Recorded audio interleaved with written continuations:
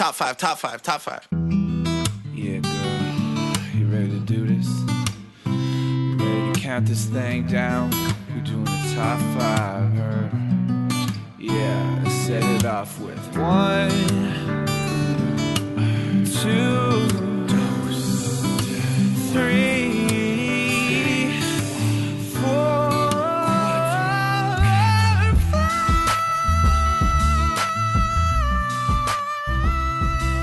Hey everyone, welcome back to another episode of Ranked Top 5 List of Stuff That Don't Matter. I'm your host, Tuong, and what a way to start a brand new set of 100 episodes in Ranked in the Pod Cavern. We just celebrated our 100th episode, and now we're on 101, baby.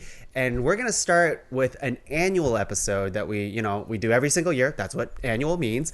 And it's interesting. It's been such a crazy year for video games. We're talking about video games today, and we have the crew that we always roll with for our video games podcast. And of course, we couldn't do this without Angus, MacDonald, everyone. Hey, buddy. The Tifa Lockhart to my cloud? I don't know. I get that now. I understand that. And I think I totally am the Tifa Lockhart to your Cloud Strife. Yeah? I think.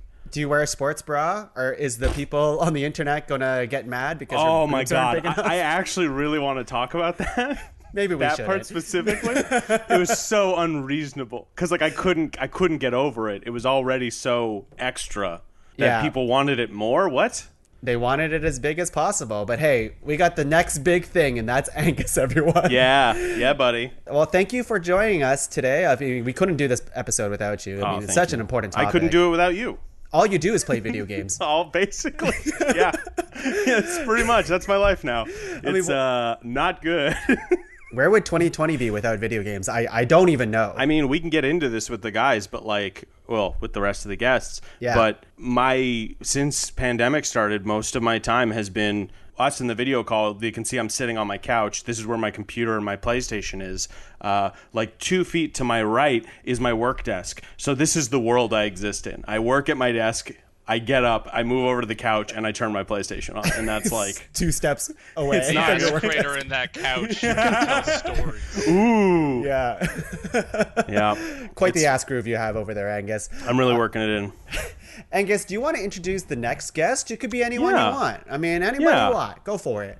Okay. I'm going to leave that mysterious, burly voice as a mystery, and I'm going to introduce our silent, bespectacled anime protagonist, Ethan Howieson. Wow. Ethan. I did that right. It's Howieson, right? Yeah. I was worried. I was like, People have said Howie. Well, I say Howieson. Howieson. A lot of people, as I've discovered, say Howieson. And when I went to Scotland to visit relatives, I think in 2017, they told me, no, it's Howieson. So I've been pronouncing my last name wrong my entire life. Oh, so you've been getting it wrong. Wow. I have been getting it wrong. Well, hang on. How do you want to be referred to? Because that's how I want to refer to you. What do you prefer? You can plant a flag. Now you're Howieson. Okay, I want to be referred to as Ethan Howieson, anime protagonist. The full, Yep, Ethan full name. Howieson, anime protagonist. What would the anime you would star in? What would it be about? Yeah. Let's hear that. What would be the thing that you would develop a rival in? The thing you would strive to be the best at? I guess it's a shonen where I'm pitching. It has to be a shonen. Yeah. Oh, yeah, 100%. It's like making beats. I mean, I just finished reading One Piece Chapter 1000, so maybe something... Ooh. Like some pirate Wait, stuff One like Piece that. is at chapter 1000?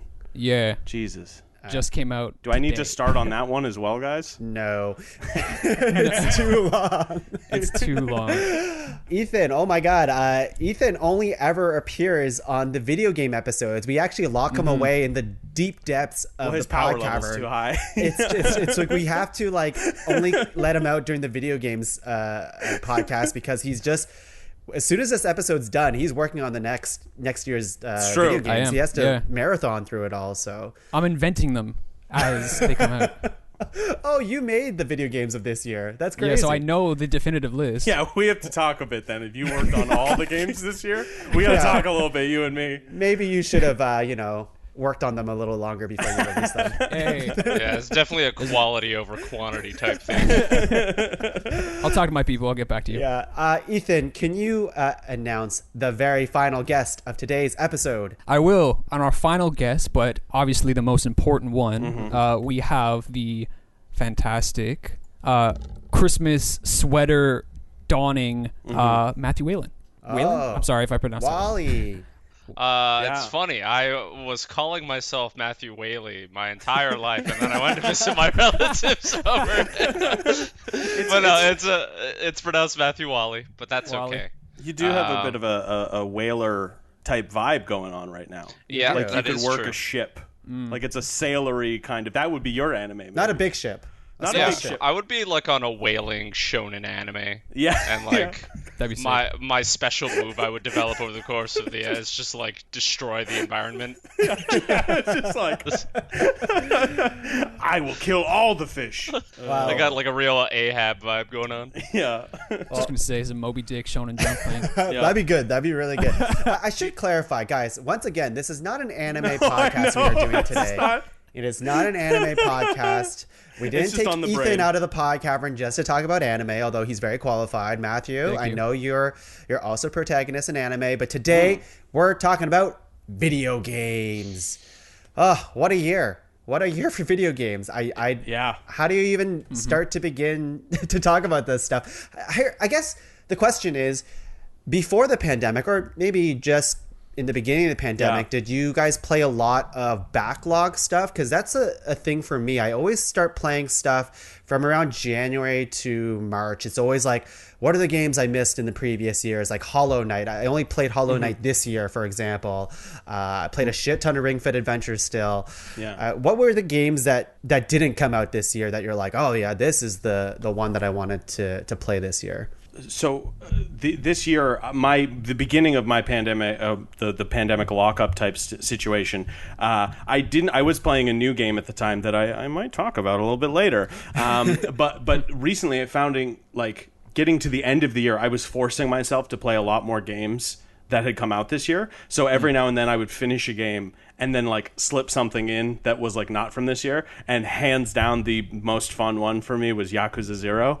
I picked that up from a couple years ago, and I was just like, what's this about? I've always been curious about this series, and it's not a perfect game by no means. So I could definitely see people looking at it and being like, this is pretty unpolished, but it was one of the best experiences I had all year in a game, and it came out like 2 or 3 years ago. Wow.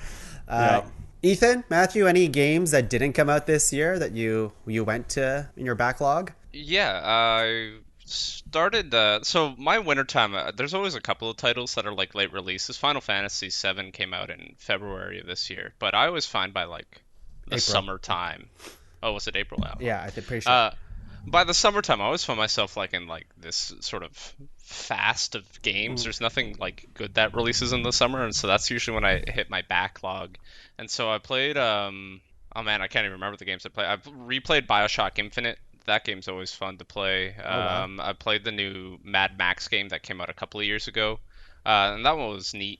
And also played, it's one of the games there where it's like a choose your own adventure story, but it was a horror story. Until Dawn? Until Dawn, that was the one. I haven't tried that out. It looks cool though. It was neat. I wouldn't replay it, but it was a fun playthrough. Kind of like a Heavy Rain. Yeah. Oof, Heavy Rain. Ethan. Oh, I'm so intrigued by that. I loved Heavy Rain, but once.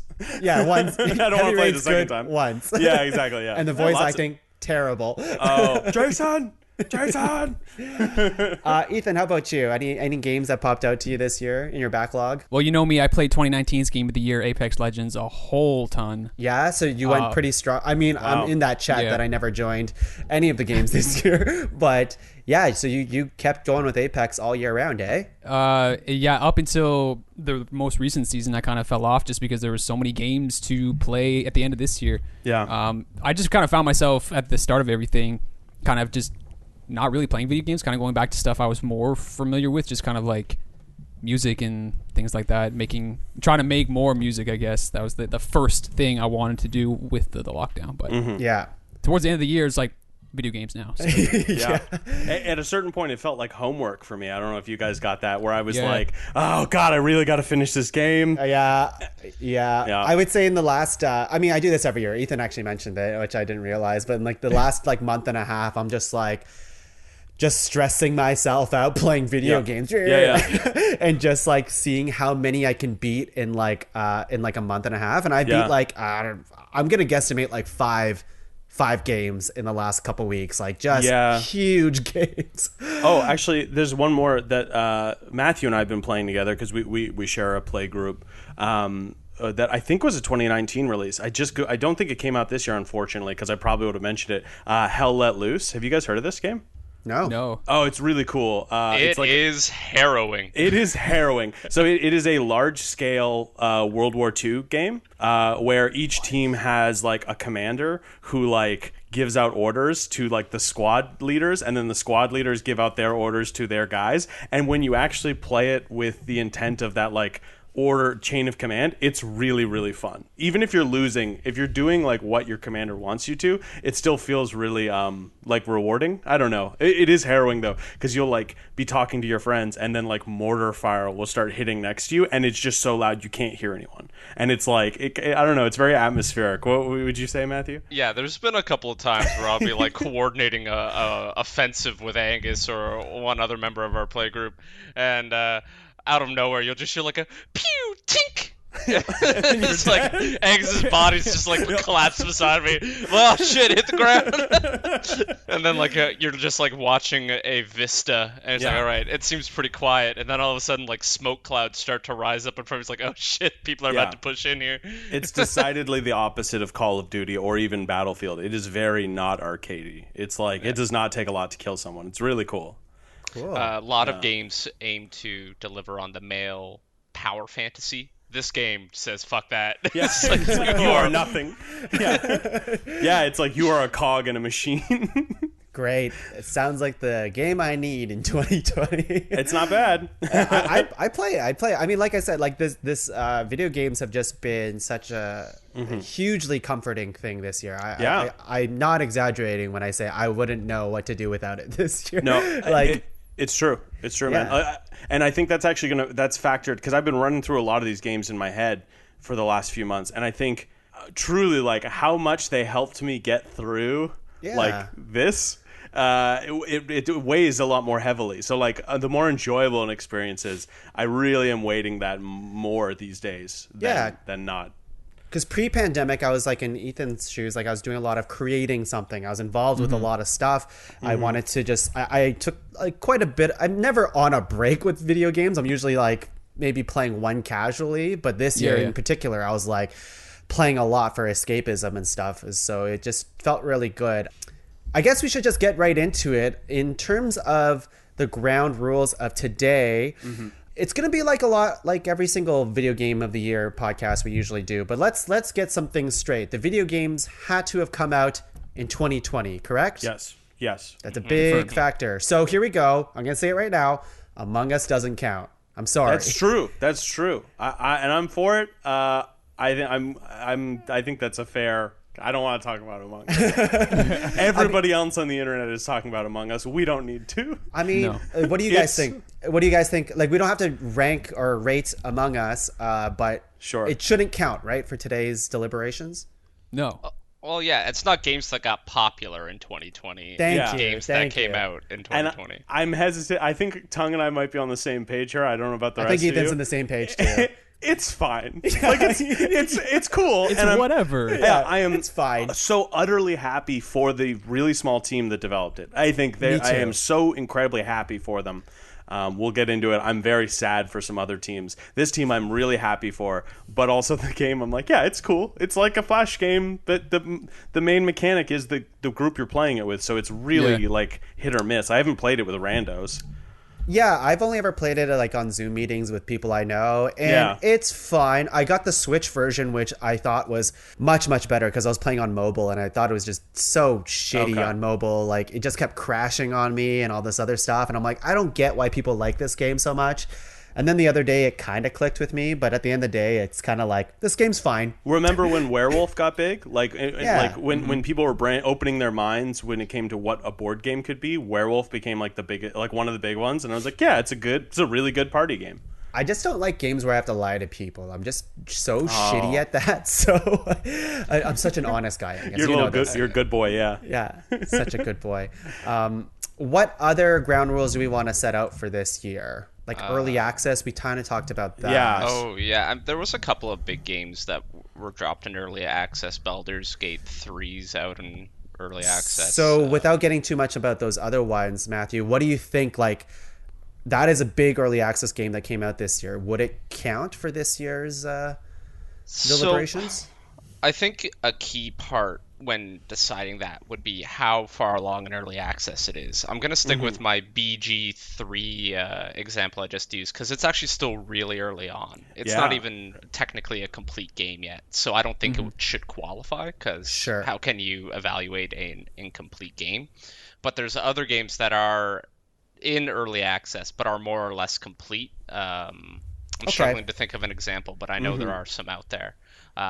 So I don't know. I would say it depends, which is the most non-committal answer I can give. Well, I think we agreed though, if something was in early release previously and officially, quote unquote, officially 1.0 released this year, that we would count it. I think we're at least okay with that. I guess anything that's still in early access, it's a toss up. I think once we say the game, and I'm not even sure how many games we're going to actually say that's going to be in early access, who knows, but I think as soon as someone says the game, we'll kind of already feel it out and know. Yeah. You know what I mean? What about if a game got released and then the publishing team kind of pulled it out of the store so that it can't be bought anymore? That's early access and an incomplete game. Oh, God, guys, I want to talk about it. Is there any other things that how about definitive editions and remasters and stuff like that? So that's you get into the distinction of like a remake, a remaster, and like a re-release.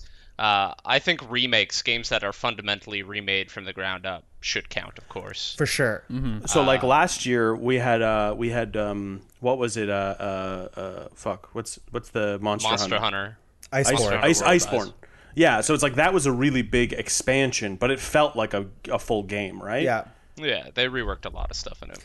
Yeah, I would say that counts for sure. But I'm thinking of and I'm going to spoil one of them, and I really just don't think this game counts, even though I played a lot of it this year, which is Super Mario 3D All-Stars.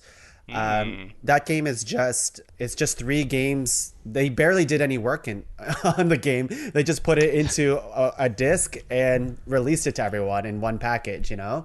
Was it on a disc for the Switch? It wasn't on a disc, but it was on a little cartridge where you can get it digitally up until March or something stupid like that. Wow. And I really enjoy that game, but it's really the same. It's just emulating those old games. They did very little work to it. It sounds like there would have to be pretty major changes to a game for it to necessitate a nomination if it's a remake or something like that. That was more like a compilation of old games, you know? And not like Crash Bandicoot did that a few years ago, where they took all the trilogy together and remade everything from the ground up and made it look really, really good. 3D All-Stars did not do that. Yeah, so weirdly, that even though maybe it's just a fresh coat of paint, the was it the Insane trilogy they did? Yeah. That to me would count more than the Mario one. Yeah. But maybe only slightly more, because I don't think they changed anything too mechanical, right? I'm not sure. I never played it. But it sounded like they remade all of the assets and they made it play a little bit more tight. That's what it sounds like. But yeah, 3D All-Stars, it's just an emulation of those old games.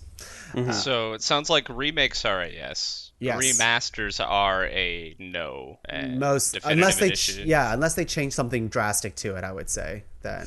Right. Yeah, that's interesting. That's tough. I've got one that I think we'll have to discuss, but I can retract it if it's not to the group's liking. I'm down. Ethan, what about you when it comes to because you're playing Apex, right? Have they changed anything enough with the season to season stuff that it's it's like, oh, it's like a whole new game now. We need to talk about it again, or Absolutely not. No, they're just That's adding okay. new. Yeah, they're just adding new maps, new characters, new guns, some like new features, but they're really not fundamentally changing the game. Cool. The only thing that like maybe would pique my interest is Shadowlands, the new WoW expansion. Yeah, Oh. right. But I would count that because it's like a Yeah? full-on yeah, expansion. that's a new expansion. Yeah, Sure. I would count that. Okay. Sure. But I then think you that would just counts, judge it based on the expansion itself, right? Yes. That's kind of Yeah. things that You got to judge it by the changes it makes to the original, Yeah. right?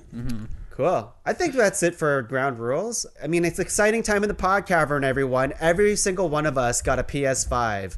And we've been... I got 3. Yeah, it's crazy. Ethan's been selling them on Amazon and being that jerk. No, none of us... Actually, Angus got a PS5. Yeah. Wait, Matthew, did you get one too? Am I No. crazy? He was really close. I put in a bid to marry Angus so that Yeah. I could have 50% of his PS5, but Yeah, he chose no. someone else. Yeah, that's true. Oh, that's true. Yeah, I got married since. Wait. Oh, yeah. I did. I wasn't married last episode. No. I didn't realize this was following the 100. Yeah, it is. Yeah, and you've changed a lot since that episode. Yeah, I've really Married, grown up. PS5. Yeah. That's it. Those are the two things. Yeah. I mean, that's about it. My beard's a little longer. That's about it. All right, I'm everyone. still the same guy. You're still the same guy. Hey, next year, if anyone, Sony, if you're listening, if you want to send us PS5s for next year, is to review these games, because we're doing it for free. We're still doing this for free, guys. I don't know if Guys, you know this. it's crazy. We're still doing this for free. It's insane. 101 episodes. Sony, send us free PS5s. Come on. Microsoft, send us some PS5s. I mean, they send free video games to Twitch streamers. Why aren't they sending it to us? KFC. We KFC. want that thing, whatever it's called. The KF Whatever that KFC console. gaming rig is, Yeah. where you get to Yeah. get chicken wings out The of the KF computer. console. Yeah, it's got to just be like a Raspberry Pi like machine, right? Like it's just a It little looks like computer. a full rig. Yeah, but like what games are gonna play? Anyway, doesn't matter. Anyways, doesn't matter. Doesn't Gonna play matter. that Burger King game. Oh, sneaking! I worked at a company that worked on the Sour Patch Kids game, but Oh. that's about it. There's some pretty good Doritos games back in the day. It doesn't Really? matter. Doesn't matter. We're talking about Pepsi this Man. year's games. We're talking about this year's games. Just like every episode of Ranked, we're going to go around 3 times, nominating 3 nominations each, making a master list of 12 and whittling that down to a top 5 video games of 2020 list. All right, here we go. Yeah, man, I think this year for video games has been great. I'll say right off the top, I think it's better than last year. Last year, our game of the year was Sekiro, and I liked Sekiro quite a bit. But there's so many games this year that I liked more than Sekiro. Yeah, that's fair. And that's saying a lot, because I did like Sekiro. Did I get a... Did I don't know, man. Come on, Sekiro is an amazing game. It is. Yeah. It's very good. It is. There's also some pretty good games that came out this year. Still haven't played Sekiro. It's on my shelf. I'm looking at it right now. Still haven't played it. Great game, Angus. Still recommend. Can I just one quick video game thing? Tuong and I were seeing each other monthly before the pandemic started, and we literally traded 2 PS4 games. I gave him Star Wars, and he gave me Sekiro and Horizon. Yeah. And I haven't played either of them. Yeah, I haven't played Star Wars either. That was okay. months, and we were like, "Oh, I'll see you in a month. I'll bring it back then." And we haven't seen each other in almost a year now. Yeah, it's nuts. It sucks. You can hang on to that for a while, I guess. Yeah, It's fine. we'll play it. Yeah, okay. I'm gonna start off with this one, and thank God for game sharing, Ethan. Thank you. Oh, yeah. You're welcome. That just opened the doors to just cheaper video games. I didn't know it was gonna be so. I didn't know it was so easy. I guess that's the point. But this game is not a game share game. This actually a game shared with Laura. This is the game. It's probably my game of the year. It should be coming as no surprise. Yeah, I know what It this is the game that brought me the most joy and a lot of people. A lot of people. It's kind of swept the entire world. It actually got released at the perfect time. I don't know how Nintendo did it. It was just perfect. We're talking about Animal Crossing New Horizons on the Nintendo Switch. Whew. There's a lot to say about this game. Matthew, you played this game, right? I have definitely played this game. And I agree with you. The time it was released was crucial to its success. Yeah. I'm probably going to differ in opinion from you here, though. I lost total steam in this game by like the summer content release. I checked it out a little bit in the fall when they dropped the new release for content, and then I haven't even looked at the winter stuff yet. Yeah. And this isn't the part where we talk about the bad things game. about the game. No. This is just where we're talking about the nomination. Just general thoughts, yeah. So when I nominate something, you have to attack it full on because I'm going to defend this for the rest of my life. Okay, here. There's so much to say about Animal Crossing, but I'll try to give you my cliff notes because otherwise we'll spend hours on this. I think Animal Crossing came out at such a perfect time. Like I said, I've played the other Animal Crossing games mostly. This is the game that was it just opened so many doors. I just started seeing people who weren't playing video games in general picking up Nintendo Switches to play Animal Crossing. I saw like the entire internet creating like the best memes on Animal Crossing. I was connecting with people that I haven't talked to in ages and talking about Animal Crossing. We were going to each other's islands.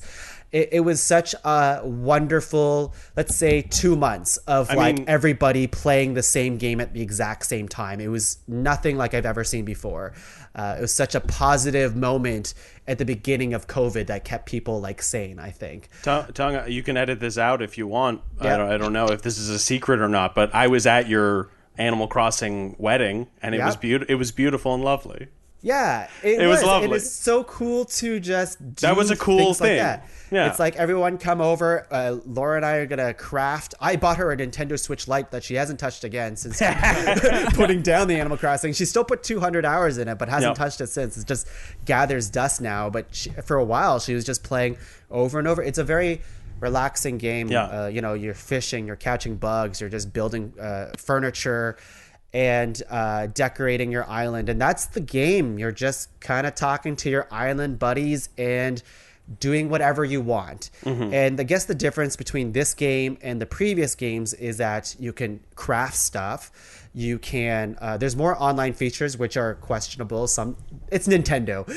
So they have some really janky online netcode stuff going on, and you can terraform your entire island, basically making it into whatever you want. To Matthew's point, in terms of the events and stuff like that, they are hit or miss, kind of like all Animal Crossing games. Every month there's something new in the game, but that doesn't mean it's always something huge. Sometimes it's just a couple new fish, sometimes it's a couple new items, or a very, very small event. And I just recently stopped playing. I put about 440 hours into the game myself, and I think it's one of those games that people of the other Animal Crossing, like on the 3DS, for example, they got to experience the game differently than the people now, because the game's supposed to be kind of played just a little bit at a time kind of thing. That's the way it's designed. But when Animal Crossing came out, it was all people played. Like, they basically burnt out by playing it the way it wasn't intended to be played, I guess. Is that a weird way to say it? They were playing it wrong. To expand on that point, like, the ideal sort of way to... Well, ideal. Everyone's got their own way of playing it. But, like, if you think about it like Farmville, that old Facebook game, where you, like, sign in, you do your thing, and then you sign out and you wait for, like, time to pass. Yeah. But, like... you could blow through your quote-unquote daily chores in Animal Crossing. You could blow through those in 45 minutes to an hour on average. Sometimes even sooner, depending. And then after that, like, there's no real incentive to keep playing unless there's a particular project you're working on, which leads back to, like, the furniture crafting and the terraforming. But, like, in terms of actual rewards you net from doing things, you get past all those rewards fairly quickly into your daily play session. Yeah, I have as someone who hasn't played a second of Animal Crossing, but I've watched my wife play hundreds of hours of it, I have a lot of thoughts, but we can come back. We can come back to it, I imagine. We can come back to it. Like, I think it's definitely my game of the year. There is problems with the game. There's no doubt about it. There's some stuff that is kind of, like, not the best designed, I guess. And it's some features are not present. A big complaint is, like, the 3DS version of Animal Crossing has more key features that the new game doesn't have. But I think the new game overall is still a better package, and it's, you know, the updates that come are always free. They're never going to charge for like the Christmas update or like more furniture and stuff like that. Go ahead. They monetized the game in a very different way. They created it fundamentally so that if you want two people to have their own save files, they have to buy two consoles. So that's how they're making money off. Well, yes. But anyway, that's a whole. Yeah, because yes. But I know multiple couples that bought a second Switch. Yeah, we did. That or Pokemon from the year prior. So it's like I think it is part of Nintendo's business strategy is make a game that requires you to have multiple consoles rather than like in-app purchases. There's like some maddening decisions in Animal Crossing, but I don't blame Animal Crossing for it. Don't blame Tom Nook. I guess not. That's an interesting way of putting it, and I'll try to keep that in mind. Okay, yeah. But we'll move on. Angus, what do you have? All right, Tuong, I come to you with a very humble first nomination from what I believe was a relatively small team, an indie game that absolutely, in my opinion, was a home run in every section, creating kind of like a cohesive whole. A similar thing I compare it to would be like Darkest Dungeon, an indie game that came out a couple years ago. While not a perfect game, I think accomplished everything it set out to accomplish. It was like a home run in terms of visual consistency, style, all these different music sounds, and I get a very similar chill, shiver up my spine when I play this game because I think it's just so cohesive. I'm talking about Hades. Maybe one of the most fun games I've played all year, or just enjoyable in a very I was about to say in a progressive sense. It's enjoyable because of the progress one makes in it. Have you guys played Hades? Absolutely. I played the shit out of that game. Did you guys enjoy it? Hell yeah. Oh yeah. I love it. Hell yeah, brother. And honestly, like I can't get over it. The way they trickle out the story to you is top notch. The character interactions are top notch. I heard someone describe, I can't get this out of my head, but Zagreus, the main character, the player character in this, someone online described him as he is like the total opposite of toxic masculinity, where he's like a very masculine character, but he's not like a dick to everyone. And I'm just like, oh yeah, you're right. He is kind of like a good role. So there's like all these like great like personal conversations these characters have, and also it's like a kick-ass action game. Mind you, I haven't rolled credits on it yet, but I really enjoy it. And I picked it up the other day after not playing for like 2 months, and it came back to me like immediately. The combos are so fun. All my runs are usually quite different unless I'm building towards something.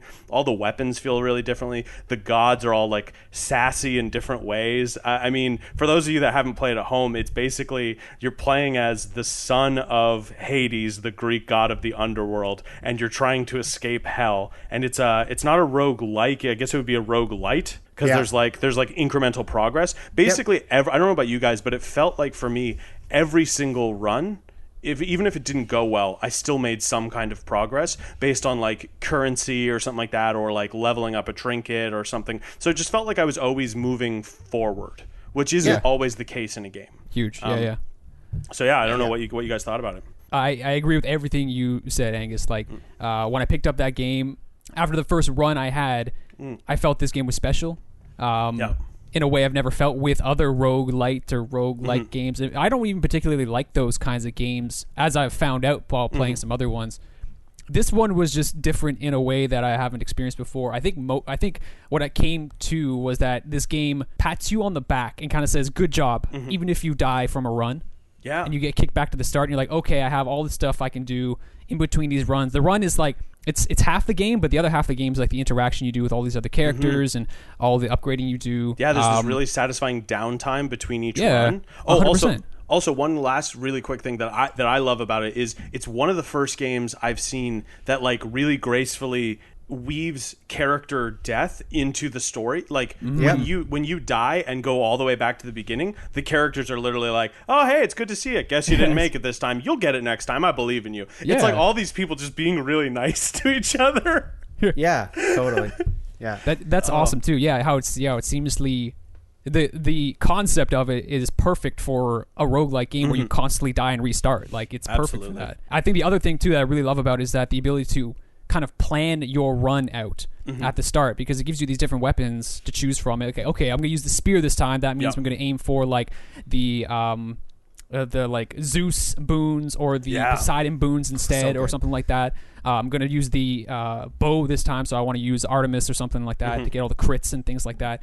Which in some of the other games I've played of this nature, everything's just random. But this one is just like it has randomness, but you can kind of like weave your way through it. Even with the rooms itself, you can kind of choose which path to go down to. Like, I want to get like more coins this run to buy stuff from Charon, or I want to get more boons as possible to get like duo boons and stuff like that, or legendary ones, and help my run out and stuff. It's so sick. It is crazy with this game is that it constantly trickles in new features and gameplay stuff throughout the game. Like, because even like 20 some hours in, they're like, okay, now we're going to introduce this heat mechanic into the game, or now, spoilers I guess, that you can fight Charon at some point. And it's like this game just keeps giving you stuff. I'm like 30 40 hours in, and I still in my trinket cabinet have these things locked at the bottom that I haven't unlocked yet. I was gonna say, there's still characters I haven't met. Yeah, exactly. So there's stuff that I haven't done yet, and I'm so excited to go back to it. And so this is one, actually,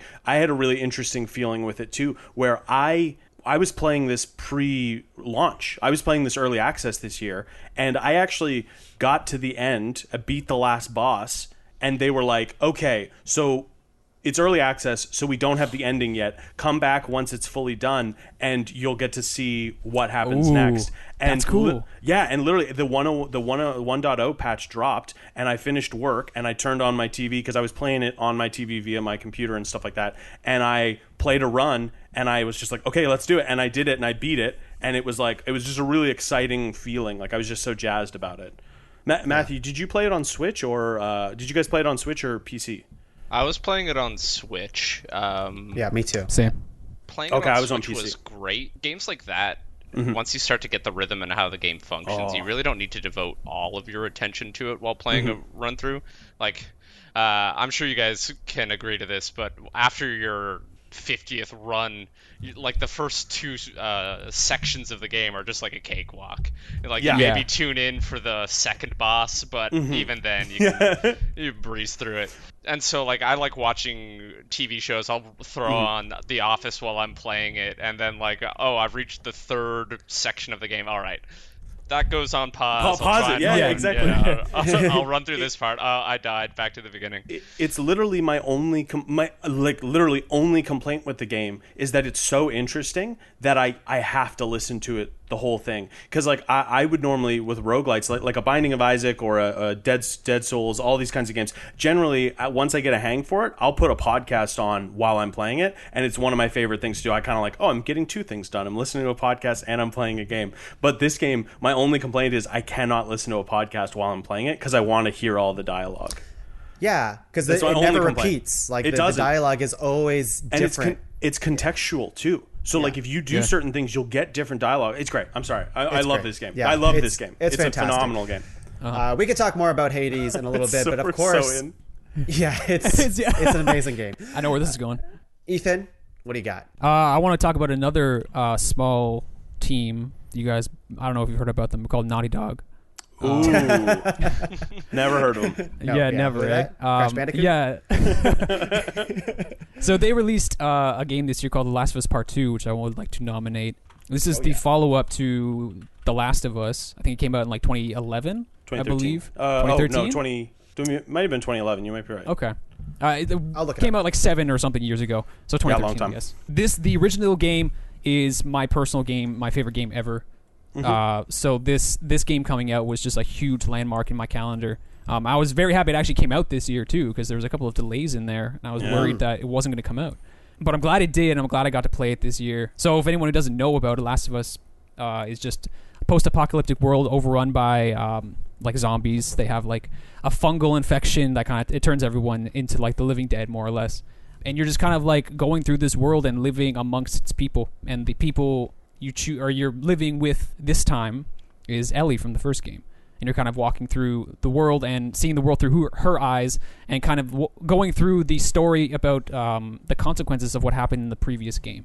It's a fantastic game to play. I love the combat in the first one. I love it here too. The story is really compelling. The characters are fantastic. I love walking around in that world. Yeah, I think it's a must play. Even though there has been a lot of controversy around this game this year, which it seems to be the case with every big blockbuster game that comes out this year. Well, you know what? Just pause for a second. Yeah. Fuck those people. I mean, like, there's video game fans this year have just been so toxic. Children, and like children bad, like and toxic little children, and just like they didn't make the video game I wanted. Like, so shut up. I just before we go any further, Matthew, you haven't played Last of Us 2, right? I have not. Okay, so we'll try to avoid spoilers because it is a better Sure. story if you go in blind and stuff like that.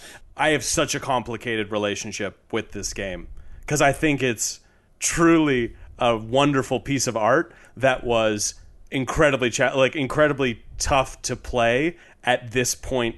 If this game came out another year where I wasn't dealing with like depressing circumstances, I think I would have enjoyed it a lot more. It was tough getting through this game for me because it's a very harrowing experience, and I just didn't feel like subjecting myself to that. When I was done work for the day, I'm like, I guess I better go finish Last of Us 2. That one, while indisputably a work of art, was a little tough for me to get through at some points. But God, I get that. Yeah, Well, that makes sense. It's a very depressing game. So but honestly, probably the best looking game this year. Everything I played afterwards, I was kind of like, man, these characters, their animations are weird. Their faces are so blank. I wish Last of Us 2 was lit a little bit better. It feels like everything's so dark, and I'm like, I want to see it. Show it to me. But it's a really wild game, and the combat only got better from the first one. Yeah. That was one thing I was happy to see, was that the first game, a lot of people I feel like had complaints about the combat, but I didn't see a peep about that this time around. No, everyone. It was even the people that were shitty, that didn't have real takes on it, were like, at least the combat's really good. And it's like, no, the combat is really good. Yeah. no, the shitty takes on Last of Us 2 are something else, which is just... It's one of those things where, like, The Last Jedi came out, and I will go on record, bad movie, not a good movie, but... I know. We had a whole talk and tongue about this, but it was hard to participate in the discussion surrounding that game because so many people were against it for totally the wrong reason. And it's a similar thing with this, where like I don't think Last of Us 2 is a perfect game. I do think it's a very good game. I agree. Sure. Yeah, I think but it was hard to talk about it because so many people were just so toxic about it. Yeah. I think it's a great game. But like you said, I do think it's not a perfect game. But yeah, that's there's so many I think the positives outweigh the negatives for me. So yep, I agree. That's my nomination. It's hard to talk about without going into spoilers, I guess, but we won't need to, I don't think, to like. I wouldn't be too worried about sharing some. I have read a bit about the game just so I knew what about it going into this. I don't know how it ends necessarily, but I know. I don't think we need to get into that aspect of it to have you weigh an opinion on it. The internet had no chill when it came to spoilers on that game. I waited a few weeks and was like, oh, okay, well, I guess I know that happens. Yeah. Because everyone was so mad about it, but yeah. You mean that there was no multiplayer? That's exactly. I had, and I'm not going to call them out, but I did have a friend who loved Last of Us and immediately hated this game for not having multiplayer. I'm like, that's the thing you don't like about this game? If they made an Uncharted game without multiplayer, I'd be like, yeah, I think that's it's reasonable to expect that now. The Last of Us, I was like, that doesn't need multiplayer. The multiplayer in the first one wasn't that good. It was fine. It was fine.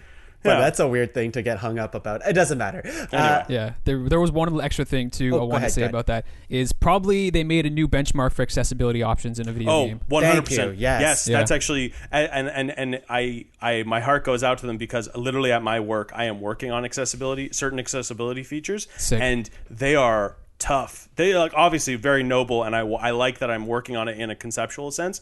I hate that I'm working on it in a practical sense because it's like it'll break in the weirdest ways. It's just very technically challenging. Right. So the fact that they did that is like they've and from what I've heard, they're like opening that up. They're like letting that go, that or at least some of those mechanics and concepts go open source, so that other people can make colorblind, visually impaired, hearing impaired, all these different new accessibility benchmarks. Absolutely, great. That's really great the thing. Hearing impaired, where just the characters shout louder. I think so, or subtitles, I guess. All the characters put their hands around their mouth.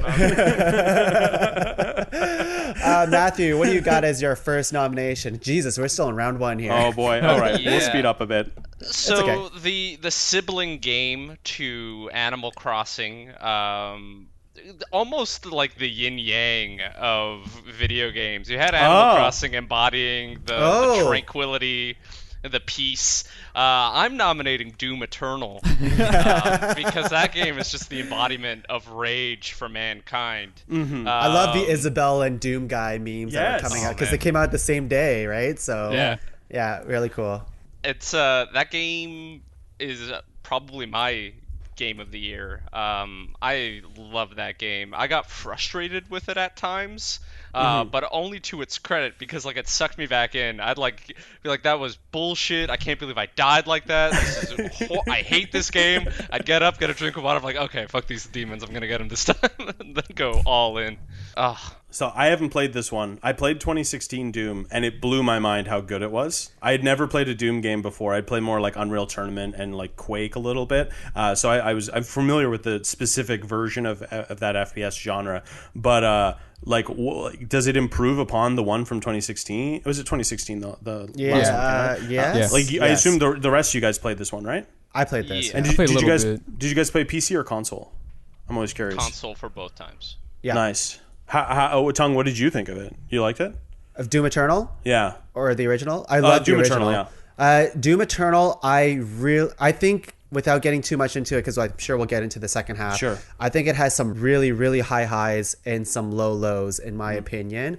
But I will say just the act of playing Doom Eternal, like the gameplay of it, it's really fucking good. Like when it moves, when all things are firing at once, it's like it feels like, I don't like FPS games in general because I'm just really bad at it. But Doom, it feels like a true arcadey experience. It's so like my heart's just pounding the entire time because it just doesn't let you stop for a moment to think in this game. You just have to keep moving and just killing everything, and it feels really good. My complaints are a little bit, well, we'll get into in the second half, I guess. I won't do what you did to me with Animal Crossing, Matthew. It's funny. Hasn't thought of any complaints. He's gonna take some time. It's funny. I'm sure we'll get to the end and we'll be like, well, we can't have both Doom and Animal Crossing. They're too similar. No, but I will say, like, I agree with you, Matthew. Like, it is a fun game. I have so much to say about it afterwards. All right. We'll save it. Is there anything else you want to say about Doom Eternal before we move on, Matthew? So Doom Eternal lost Best Soundtrack at Video Game Awards. It Really? lost it to Hades. Ooh. I'm hoping to rectify that in this podcast. Okay, I was about to say I was shocked, and then you said Hades, and I was like, oh no, the Hades soundtrack is lit, I think what the kids would say these days. I don't think they say that anymore. No? Oh, it's a banger? There's no more kids, Angus. Oh no. Yeah. Children of Men? Are we the children of men now? Great movie, by the way. It is a good movie. What do the kids say? The kids only say sus these days, right? It's my god, pretty sus. Yeah. Yeah. All right. Well, that soundtrack is sus. I don't know. No, that doesn't make sense. I don't know what I'm talking about. Anti-sus.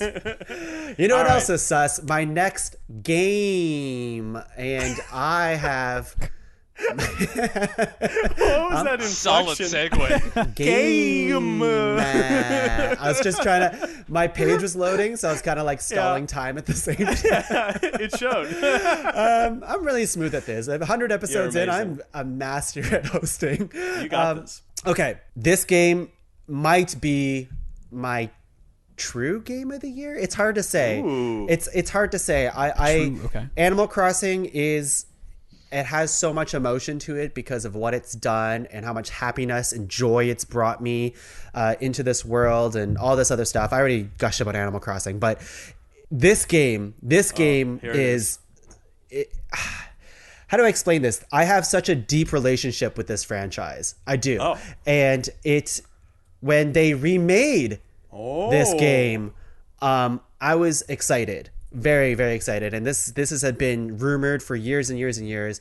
And it finally got released as Final Fantasy VII Remake. And when they first announced this game, it was like, oh my God, it's only going to be like the first tenth of the entire story, and I'm like, that's bullshit. And then I was getting mad at that, but they're saying, okay, but it's gonna still be like a 30-hour game. I'm like, well, how are they gonna pad this out? What does this mean? Like, I had so many questions about it. And then in my memory, because I played Final Fantasy VII many times, like the old version of it, of course. And for this game, I'm like, well, what even happens in the first 10th that, like, how are they going to make that interesting? And to me, they knocked it out of the park. I think, like, this is the benchmark of remakes. This is a true remake of the original. They didn't just like slap a coat of paint on it like the Insane trilogy of like Crash Bandicoot or something like that, or Super Mario 3D All-Stars. They went, if we're going to remake this game, we're going to remake this game from like graphics to the combat system to like voice acting. Everything about this game is completely different, like gameplay wise and graphic wise. And even the story is, without spoilers, like, it follows the structure of the original story, but it does its own thing as well. And they kind of flesh out a bunch of stuff to the original that made me appreciate like Final Fantasy VII in a whole new way again. Angus and Ethan, you've played this. Matthew, did you play this too? I have. I was actually playing it this morning, trying to finish it for the podcast. My comments on that will probably come up in the second portion of this episode. Okay. Yeah. So before I give you your, Angus, because I know you have a lot to say about this too. Yeah. I think there is a hard thing for me to distinguish because of my love for Final Fantasy VII.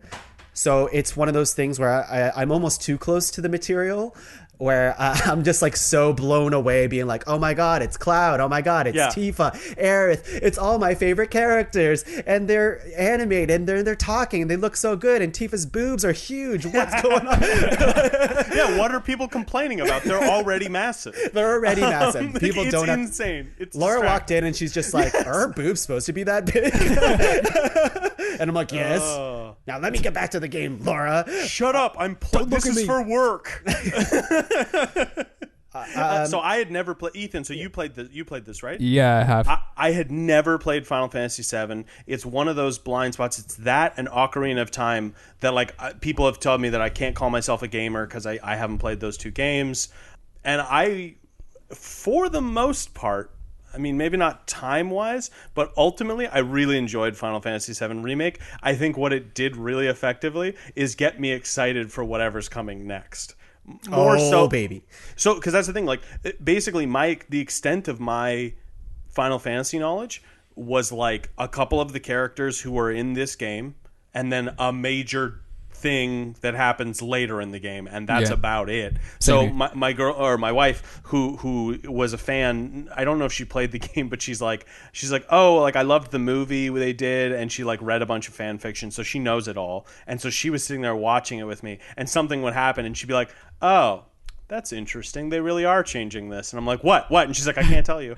And so it was a really interesting experience. We'll get more into detail later, I think, when we rank it. But Ethan, did you have any general thoughts on it? I have. So I'm like Matt, I haven't beaten it quite yet. I was actually trying to finish it last night and realized, like, I want to savor this. I don't want to just like kill it all in the last chunk, right? Yeah. I have enjoyed it. I've, like you, Angus, I never played the first game. I knew some of the characters in like one major event, but I was really happy with how it's playing. There is one major gripe that kind of halted my entire playing of the game until December. Side quests. Yes. Okay. So yeah, we can. I'll get beyond that. Yeah. I mean, do you want to talk it now? No, we'll talk about it later, I guess. Yeah. But yes, I would agree with that aspect of it. I think like the story parts of the game are very well done. Yeah. But yes, that stuff is not as well made. Chunk in the middle. Yeah. It's just why are you doing this to me? Yeah, it's not perfect, but like the way it fleshes out the original story, and for me, like the combat is like what I wanted Kingdom Hearts to be. I think I messaged Tuong about this because I got about 20 hours in, and then the combat clicked for me. and I was like, oh, I get it now. Yeah. But it took a really long time, and Tuong was like, yeah, that didn't happen to me at all. So I was like, oh, okay. It's very possible I was just bad for the first bit of this. I really, really enjoyed the last few hours of this game. So I highly recommend that you do finish it if you're close to the end. Oh, yeah. Highly recommend it. The ending stuff is awesome, but it just takes a long time to get there. Well, when the game's like, the game long. at its best is like anime. There's another big game this year that I think also would have benefited from being about 8 hours shorter. I think Sure. It's anyway. We'll get into it. We'll get into it. Final Fantasy VII Remake is my nomination. Angus, what do you got? Great. I just complained about games being too long, and now I'm going to nominate an incredibly long game. This game was, I don't know. I felt I needed to nominate this one because of how important it was to me during the pandemic. I don't know. I don't even think any of you guys played this one, but I still need to put it out there, I think. My second nomination for Game of the Year 2020 and ranked top 5 things of lists that don't matter. Top 5 lists of stuff Top that 5 lists of things that don't matter. on, Angus. I'm having a stroke. My second nomination is Persona 5 Royal. Cool. Whoa. So, did any of you guys play Persona 5 back in 2017? Of course. Yes. I did not. And the two of you that played it, what did you think of it? Did you enjoy it? Loved it. Loved it. That was my game of the year 2017. It was my game of the year 2017 as well. Now, what if I told you that Persona 5 Royal is a better game in every single way? I'd call you a snake oil salesman. Yeah.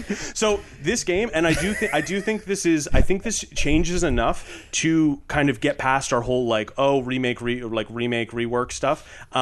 It fundamentally changes several of the core mechanics of combat, like baton pass and guns and stuff like that. All work completely differently now, and the story is about 40 hours longer. That's Oh my God. fucking crazy. It's insane. So like the game, for those of you that didn't play, it's like a really long, epic RPG where you kind of live a year in the shoes of a high school student that also battles like demons, I guess we'll say, cognitive anomalies and stuff like that. It's Sure. really, really cool, really heartwarming. A lot of the side stuff is really touching. A lot of the stories are really good, and you grow to love these characters. They just do more of that with this one. So it is quite long. Instead of being like my first playthrough of Persona 5 was like 111 hours, my playthrough of Persona 5 Royal was like 150 hours or 140 hours. It's really, really good. Did you guys like the music in Persona 5 Royal? Persona 5? Yeah. That's the one thing I know about, and that was Yeah, fantastic. the music's pretty great, isn't it? Now, Yeah. what if I told you they added at least 2 new songs that are even better? I know dude. Put the Doom Eternal soundtrack in Persona 5. Just got that guitar riff at the start of going to school. Anyway, I'll stop gushing over it, but it truly was. And just to tie it back to the pandemic real quick, because I think that is kind of a prevalent theme. Everyone's wearing masks. Everyone's wearing masks. Thank you. Everyone is wearing masks, and they rip them off to cast magic spells. But the thing was, in this game, you develop a daily routine where each day, because you live a whole year as this character. Each day is broken up into multiple chunks. There became this routine to it that I actually found really calming and relaxing when it came to like just taking some time to not think about all the stresses going on in the world, literally all the people dying and all that stuff. It might have fucked with my sense of time a little bit because like a bunch of shit would happen in the game and then I would leave the game and be like, oh, it's still Wednesday. Okay. But I highly recommend it. And if people haven't played Persona 5, this is the perfect game. It was like, this is that, but more.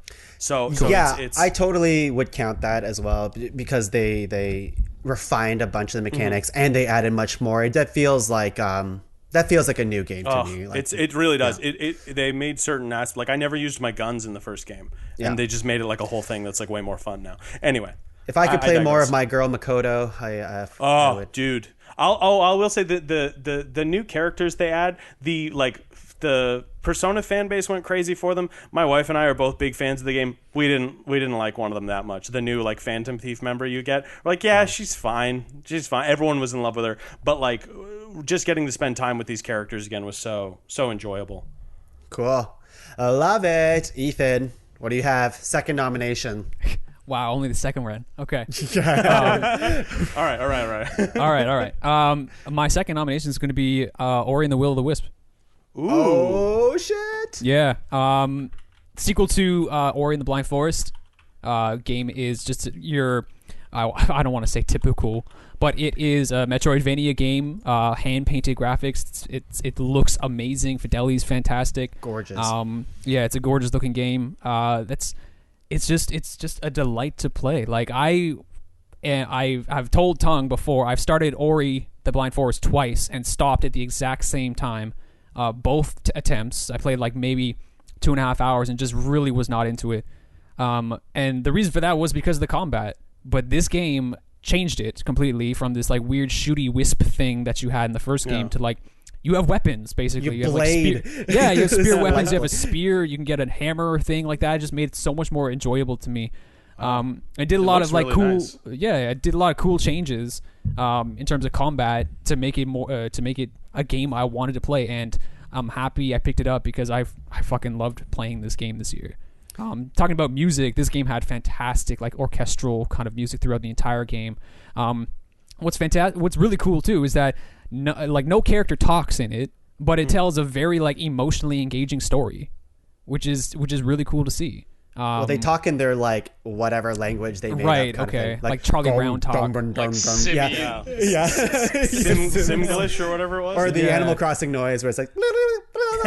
Right. But that's basically. Wow. It's a fantastic game. Yeah. So who played this one? I didn't actually play this one. Ethan, I'm so sad. This is one of the games. I was playing another game before.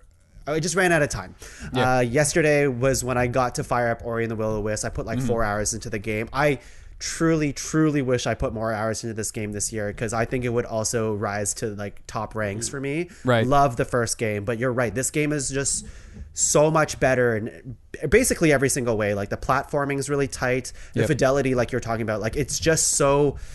It's like Hades in the way that like it controls exactly the way you want it to control. And in terms of Metroidvanias, it's just like the better one of those in my opinion. And it like you can't stop looking at how pretty this game is. Like there is like an ultra 8K version of this game out there that they made, which is insane, and like ray tracing and all this other stuff. But like on 1080p, it's just I'm looking at this game and I'm like, this is beautiful. Like I'm gonna cry because it looks like a painting. It's just it's so nice. I really like this game. I wish I played more of it. Yeah. What do you guys play it on?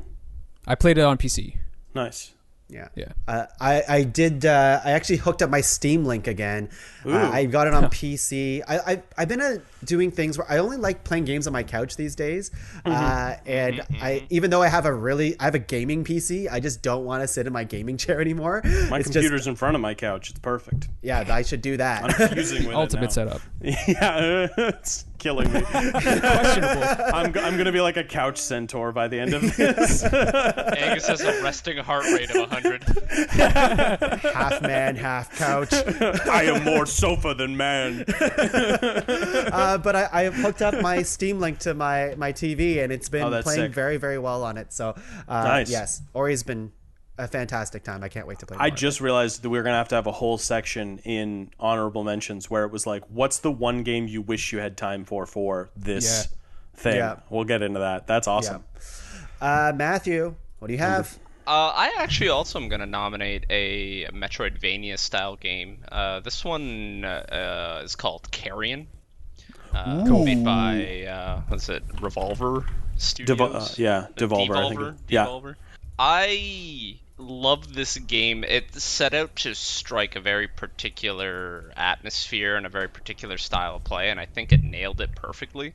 Pacing wise, there was a couple of issues near the end of the game. In true Metroidvania fashion, there's points where you had to like go over areas you'd already been through. But in this particular game's context, the way you navigate a level, it just made it like a lot of traversing without really much interacting. But can you tell us the premise of it? The premise is that you are a lump of meat Go is trying to break free of a facility. And you have a couple of different abilities at your disposal to do so initially. You start off like as a small lump of meat, and you can like take control of people, or you can squeeze into tight spaces. And then over the course of the game, you acquire all these abilities that turn you into an absolute engine of destruction. And then you go from being the sneaky little hidey creature to getting up in people's faces and like initially you kill people by being clever. It's like, oh, I'll take control of this guy with a gun and like shoot that dude over there. I'm so clever. And then later on in the game, it's like, all right, I'm gonna take my massive steel girder of a meat tentacle and grab this dude and slam him against the wall and slam him on the floor. You hear their lines, you hear their heartbeats flatline as you're doing it. It's so good. I saw it online and someone described it as like, it's like The Thing, but you play as the Thing or something like that. And That sounds cool. The premise alone got me very interested. Alas, I did not get time to play this one. This one's on Steam, right? It's on Steam, yes. I think it's planning to release on a couple of other consoles. I played it on Steam. I loved just about every part of this game. You move around like a wet bowl of spaghetti being eaten by someone. It's like a lot of like slurping noises and wet meat noises. All right. So, Angus, I know you got that thing with like. Angus loves ASMR type weird spaghetti noises. Yeah. Okay, so maybe not for me, or at least won't play it with headphones. Gotcha. Yeah. You might want to like turn down that particular volume setting. But no, it's just like I at the beginning I felt weak. At the end, I felt super powerful. It had like this complete arc to it that I was not expecting. I thought it was great. Is there a good story to the game? There isn't really much story. You're playing two parallel storylines. You play as the creature, the carrion, I guess. Carrie. We'll call it Carrie going forward. Okay. Do they call it Carrie, or are you calling it No, I'm just calling it Carrie. But you play as Carrie, and you're trying to escape from a lab. And each sort of checkpoint is you either acquiring a piece of yourself that was separated from you, or you sort of transition to the next part of this lab. But in parallel to that story, you play as like a researcher going through this abandoned ruin, and it sort of explores how Carrie came into possession of the lab. But like, there's not a lot of text. You're not really shocked by any particular revelation. No. It's more about the journey. Yeah, it's more about the journey. It's all very mechanics heavy, which is great. Yeah. Cool. Wow. Cool. I definitely am going to play that. Yeah, I like Metroidvania games a lot. So same. After Ori, maybe I'll do it. All right, we're in the final round here, third round. There's a lot of setup in this episode. There always is. A lot of games still left unsaid. There's a lot of games left crazy. unsaid. Yeah. Okay, I have to go with my heart. I really do. I hope I know what you're doing. I hope I know what going you're with doing. my heart. Ethan, you know what I'm talking about. Oh. There's only one thing to talk about. How do I set this up? This game was one of the most bizarre trailers that I saw for the PS5 launch. They were just doing all this stuff, just like, it's like, what is this game? But it had really catchy music.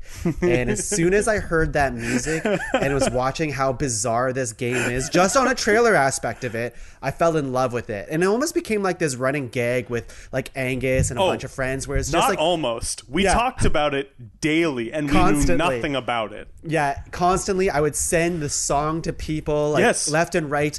And I just kept telling Angus and friends and like a bunch of other people that knew about this game that no matter what, I'm playing this game. I don't even know what the gameplay of this game is going to be, but I don't care. They've won me over purely based on style and the music. And I am talking about the wonderful game Bug Snacks. Fuck yes. Are we talking about bugs? Wow. Are we talking about snacks? We're talking about Bug Snacks. And not expect this nomination, guys.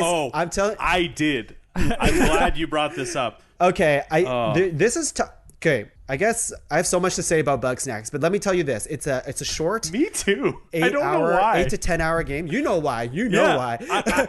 I'm still digesting it. We just finished it yesterday. Yeah. I played it with my wife. We would just basically sit there and pass the controller back and forth. And I haven't played a game like that in a long time. This was a great one for that. Because pardon the pun here, but you can like bite size, like do little missions and stuff like that. Yeah. And it's something, guys. It's a very special game.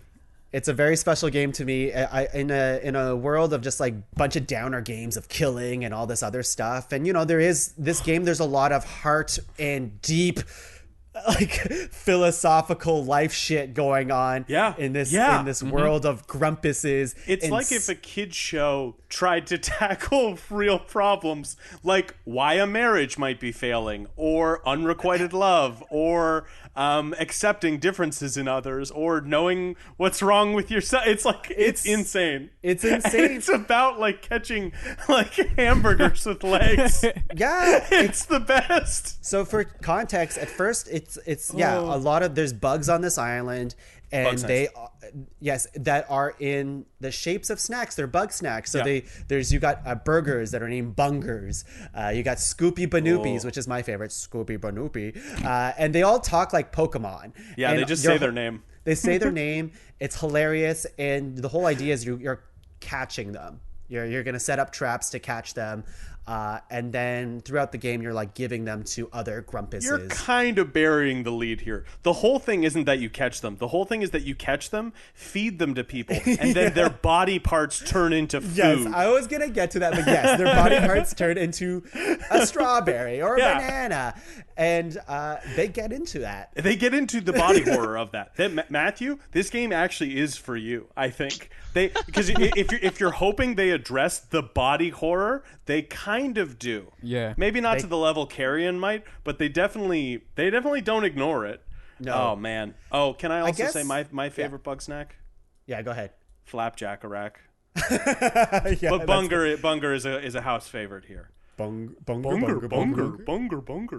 So I'm assuming, like, what the fuck's happening? I'm assuming. Wait. Ethan, did you play this? I did, yeah. Oh man, what did you think? I kind of loved it. It's kind of great. Yeah, it's kind of great. It's kind of great. So what's wild for me? I thought it was gonna be shitty. Yeah, that's exactly what I've been talking to Tuong about it ever since we saw that trailer, and I'm like, this game's gonna be garbage. What is this game? And I was not excited for it at all. I was like, okay, whatever. And then Tuong and I, as he mentioned before in the show, we did a game sharing thing. So I downloaded it from his PS4 onto mine, played it, and I was excited to play it every night I had it, or had game to play of it. It was so weird. It's just like the characters are so human in that game. The grumpuses, yeah, and they're called grumpuses, and they're so cute. Like it's for everybody. It's weird. It's like I kind of described it to myself as like it's a Pixar movie kind of thing. Like really mature themes they're tackling, but with these cute animal anthropomorphic bear things, right? Yeah. I don't even know what to describe. I will say the one last thing I want to touch on gameplay wise for that game is it's basically a puzzle game essentially. There like you very few things you can kind of like, you're not gonna like fail and die doing any of these things. But I will say the very satisfying part of it was it wasn't like a lot of games I'll find like I know what I need to do, but doing it, it's like, oh, the jump's not working. You know what I mean? It's like there can sometimes be a disconnect between knowing what you need to do and doing it. Once you know what you need to do in this game, you can do it because it's not like a high skill ceiling. Yeah, like you don't have to do like trick shots to catch any of them because like everything like locks on and like snaps, and your camera kind of tells you what everything you can interact with is. So it's more about like using the pieces at your disposal. So it was a fairly satisfying change up. Like it's a very light puzzle game and first person. And I've never played this game, but apparently it's very close to Ape Escape. In terms of like the gameplay wise, it kind of is. I'm trying to remember if Ape Escape was first person. I definitely played Ape Escape on the first PlayStation. I guess. I won't get too much more into it. I mean, we'll talk more about it definitely in the second half. But this game is one of the biggest surprises to me this year. I think there are aspects of it that I wish were a little bit like gameplay wise was a little bit better. I had a couple times where it bugged out on me. snacked out on me. Gross. But Snacked out on you. yeah, I don't know. Bug snacked on me? I don't care. Yeah. This game went down on me. But the actual story and the voice acting is just top tier. Like, it's so good. And the music. Yeah. The music, the town music is still stuck in my head. Like, I can't get over it. Some of it's it definitely, a lot of the characters, some of them are very likable, some of them I don't quite come around on, but yeah, it's a good cast of characters. I don't have to like all of them, you know. No, exactly. Yeah. Angus, what do you got? All right, Tuong, I'm really glad you nominated Bug Snacks, because I was down to my last nomination, and there's 2 games that surprised me this year, and one of them was Bug Snacks. The other one you also know, Tuong, because you and I have played it a bunch already, and I don't think anyone else is going to nominate it, so I got to get it on this list. I got to get it on this list. My third nomination for Game of the Year 2020, top lists of 5 things that matter but don't, sponsored by Doritos. Yep. And my third pick is Fall Guys. Ultimate Knockout? What's it called? Ultimate Knockout. Has everyone played this game? Yes. I didn't. Yes. Oh, but you love battle royales, and this is the best battle royale that's ever been made. Okay, sell me. Well, it's like that old show MXC, or I guess more likely like Takeshi's Castle, because there's Sold. no like Okay, dubbing Game of the over. Year. Yeah, I don't know, Tuong, how would you describe it? It's like a platforming obstacle course, usually of some kind, and it's 60 players, and it whittles down to one player who wins a crown. And Tuong and I, with Leslie and Sam, the A team of this show, we've been playing it together, right? Yeah. And ever since it came out. And I don't know, it's been really enjoyable. It's one of the probably one of the 2 games this year that I've had a lot of fun playing online with my friends. The other being Hell Let Loose, I mentioned earlier. They both offer to me a very pure multiplayer experience, and the game, much like a Battlegrounds or Modern Warfare or Apex, it has seasons, and they're already on season 3, and I sat down to play season 3 once the other night, or twice maybe now, to check in on it, and they added new games in it that were so creative and so unlike the first 2 seasons that it has me really hopeful for what they do in the future of this game. And so, mind you, though, the game can be very frustrating at times. Tuong is the best of us. Tuong's really good at it. Stop it. You've won like 7 or 8 shows now. About at this 9, point. but yeah. 9? Okay, 9. No one's counting.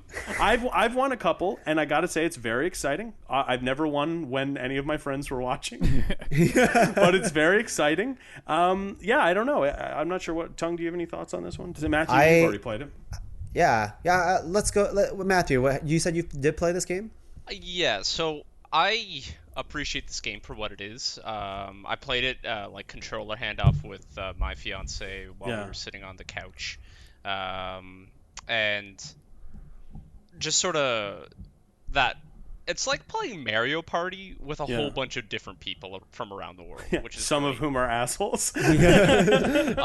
But my experience with it was sullied a little bit because I didn't have the greatest internet.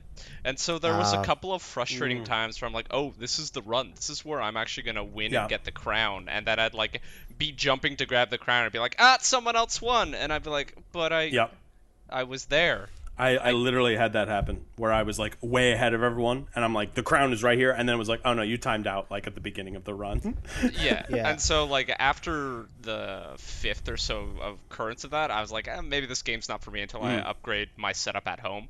But that said, that's a very personal thing to me. The game itself is solid. I appreciated it for what it was, and the times where I was having fun, it was an absolute blast. Yeah. I have there's a couple things about this game that's really interesting, and like because it's a platformer, and part of me wishes that the platforming was a little bit tighter of like, jumping and grabbing sucks in that game. It's bad. Still does. And just like the general movement of like wobbling down, it just feels a little bit slippery at all times. But I was giving it some thought, and I'm like, would this game be better if it had much, much tighter platforming? And I think no, because the whole charm of the game is just this chaos. The chaos basically. is part of it, exactly. Yeah, so like it is frustrating when sometimes you try to jump and then you run into a bunch of people and everyone's falling down. But I think if that was a bit tighter, I don't think the charm would come through. Yeah, because this game I don't take very seriously. No. In terms of like, I'm never very competitive about this game because I don't really care.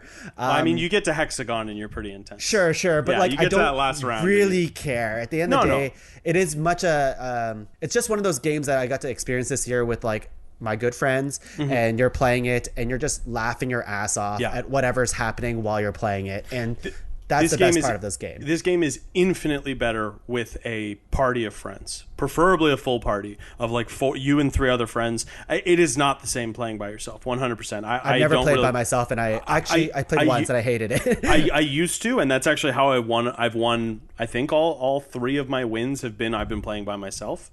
So it's like there's I don't know, but it's really enjoyable when you like, even when you fail, when you die or fall out, they like lock your you move to spectate one of your teammates now, and it's so enjoyable. Just like, I don't know, hang out with your friends one night. It's once again been a very maybe the COVID of it all makes this a little more special. Yeah, because you know what I mean, because like these are friends that I used to talk to and see all the time, and now I can't, but we can play this game together, and it's really goofy and stuff. Yeah, maybe it's just the right level of skill involved where you can kind of just have a bunch of beers, smoke some weed, and just eat a bunch of chips and just like play this like pretty low stakes game. I mean, we checked it on the trophy for winning a show on PlayStation. About like less than 30% of players have it. And so we were sitting there being like, look at us, we've won, we're in the top 30 percentile of this. And you were saying if the controls were tighter, I think if the controls were tighter, I think a smaller group of people would be winning these games. Yeah. You know what I mean? I do think it's like playing Smash Bros with items on. Oh, which I think is the better way to play it. But I'm a shitty Smash Bros player. I think it's more fun to play with items on. But then the purists in the room would disagree, and I understand that. I get that too. Right. That's right. I'm the Sephiroth of this room. Ooh, I know who that is now. Ethan, what do you got? I think my last nomination is going to be Ghost of Tsushima. Ooh. Which is like, I don't know, probably actually I was going to say the most prominent open world game this year, but that's definitely not true. What else is big? Well, it was the one game that kind of maybe we'll talk about, but okay. It'll probably get Ani mentioned. I think I know which one you're talking about. I see. We'll see. Maybe a dishonorable mention. Yeah. So made by Sucker Punch, people brought you Infamous and Sly Cooper. Yeah. I love those Sly Cooper games. This game, I wasn't like when it first came out, the trailers looked really cool, and then I first saw some of the reviews coming in when it first came out, and it's like they were kind of lukewarm about this, like it wasn't really anything special and stuff like that. But towards the end of the year, picked it up, started playing it, and have been really enjoying it. Honestly, like it's got that kind of like you were saying, I forget what game it was now, but it's just like you can hop in for Bug Snacks, like you can hop in for a mission and then hop out back out. Right. Yeah. And this was like a really popcorn game for me. Like I could absolutely sit down and play like a burst of this, do a couple points of interest on the map, and then like go cook dinner or do whatever. Yeah, absolutely. You can come back to it. It's not something I'm really like thinking about a lot when I'm not playing it, but when I am playing it, I am enjoying it. I really like it. Just the one of the things that really struck me with this game that another game this year that came out didn't really hit me was the combat. It was very satisfying. It feels like in this game when you get that final kill, the final like sword slash with an enemy, it's really great. It kind of has this like Sekiro vibe almost. It's like methodical samurai sword fighting, right? Did I say that? I probably didn't even say that. This is a game, open world, like kind of feudal Japan game where you play as Jin Sakai, who's just like this last samurai on this island who has to like stop it from a Mongol invasion. Oh, so it's we've all played this one, right? Yeah. Yep. The draw mechanic where you like walk up and you challenge a bunch of dudes and you just cut someone down. Yep. It's awesome. Yeah. It's so sad, and it blew my mind because like when I play those open world games, I generally don't like to go the route of like, I'm gonna sneak in and kill everybody and then I won. I don't really like that part. So like I loved that they gave me an alternative, because I knew I was gonna have to fight all the guys, but they literally give you, I mean, it gets better as you go throughout the game, but like I got to the point where they're like, okay, cool, if you do this like little quick time thing event at the beginning of this fight, you get to take out like 4 or 5 dudes at the beginning of this, and it's really satisfying every time. For at least it was for me.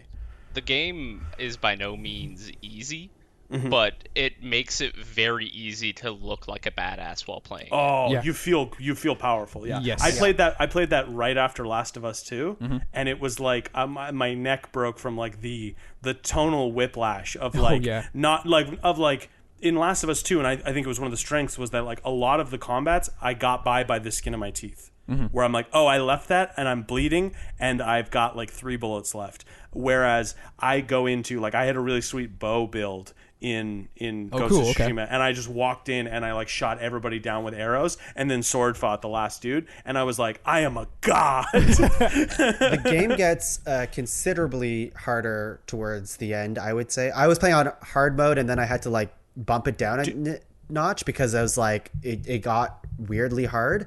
But it's funny that you mentioned Last of Us versus Ghost of Tsushima, is that I think the enemies in Ghost of Tsushima, like stealth-wise, are some of the stupidest AI I've ever seen. They're pretty dumb. Like, they are. Like you could be right up next to a guy, and they'd be like, "What?" So I did notice that. I didn't run into it too much because I didn't go the stealthy route usually. Yeah, they are. But yeah, I had so noticed that. Dumb.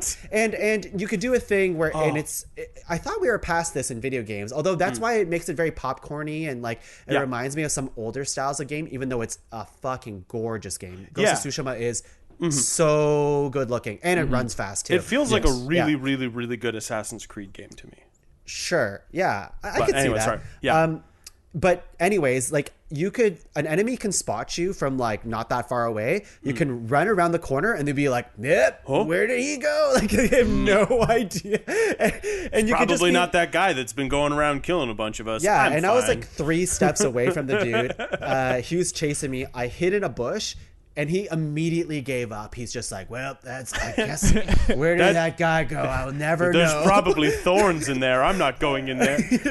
Wait. So did everyone finish it? Because I haven't actually finished it yet. I haven't either. No. Okay. I did. Did you finish it? How is the ending? Like, should I go get rushed to that or like what? Yeah. Okay. So maybe we will talk about this in the second half. I'll talk about the second half. I'll talk about the second half. There's a lot I want to say about Ghost of Tsushima. But overall, I really like the game as well. And it has amazing support, like ongoing support. Sucker Punch has been giving updates after updates in terms of accessibility and a whole new mode. The whole new mode's apparently Legends. real different and cool. I haven't played it yet, but I've heard good things. I played a little bit. It is good. Like shockingly good. We should try it sometime. There's 4 of us. Yeah, that'd be lit. Yeah. It's for people who don't know, it's like this multiplayer aspect where you get to level up a completely different character, just a generic character. There's 4 classes. You get out your own skill tree. You do like actual story missions that they created for this mode. There's a bunch of heavy content in it, and it was just released as like a free update for all the users, which is so cool. I really like that. But we're in our last nomination here, Matthew, so bring us home. I am ending big with this last nomination. I've been keeping this in my back pocket.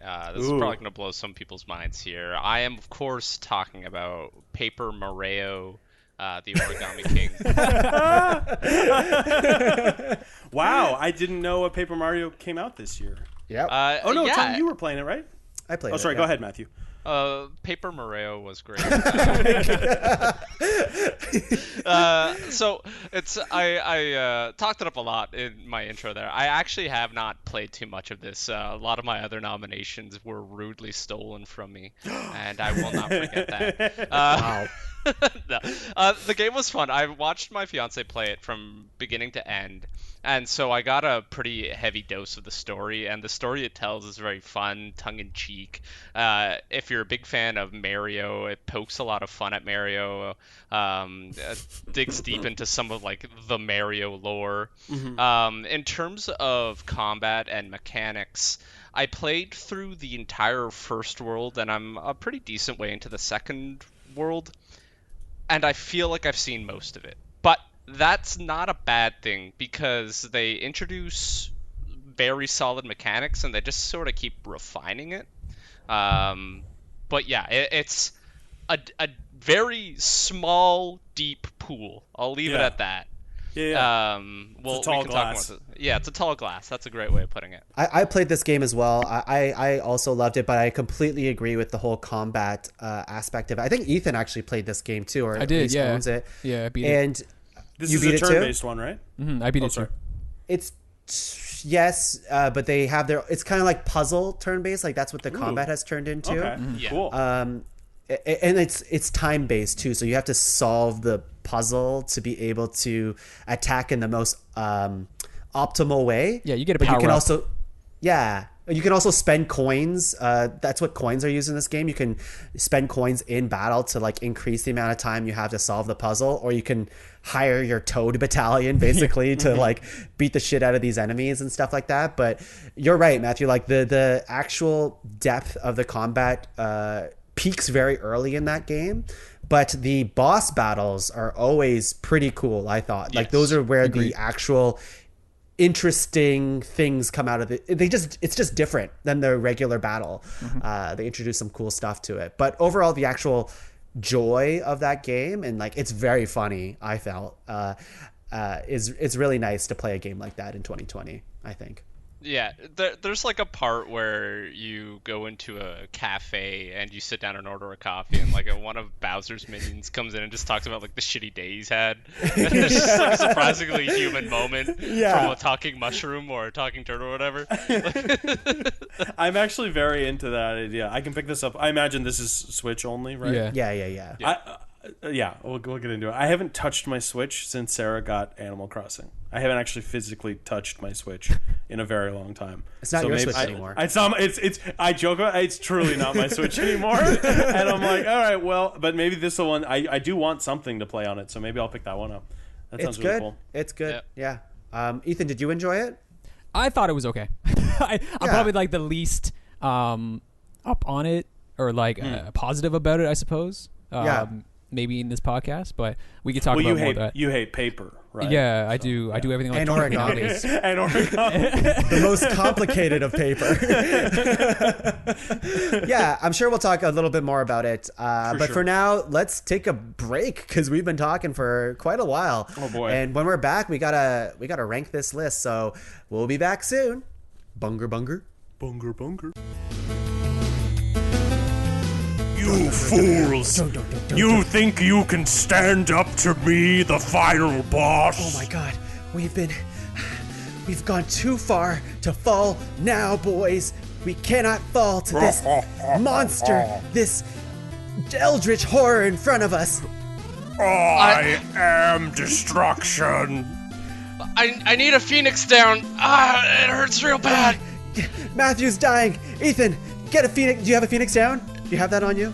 I think I got one. You do? Yes, I do. Wait, that's your... It's the last Phoenix That's down. not a phoenix. That's your phone. Wait, you can buy a phoenix down from the Amazon affiliate link. Wait, what are you doing?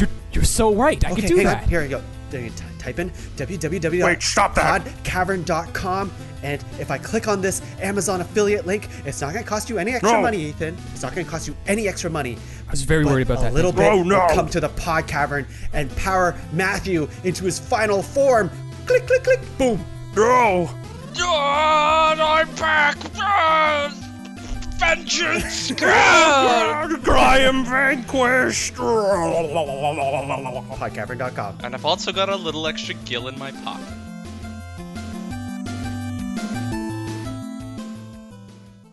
Top five.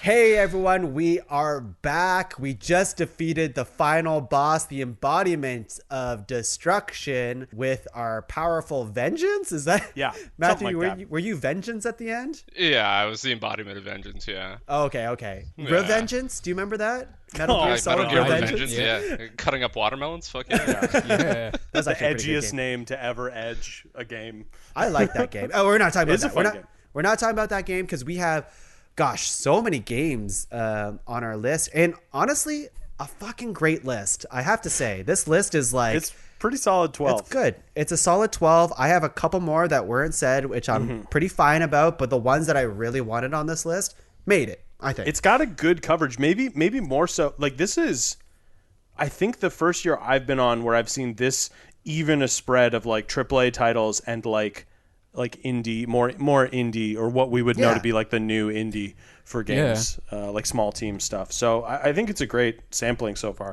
We just got to whittle it down.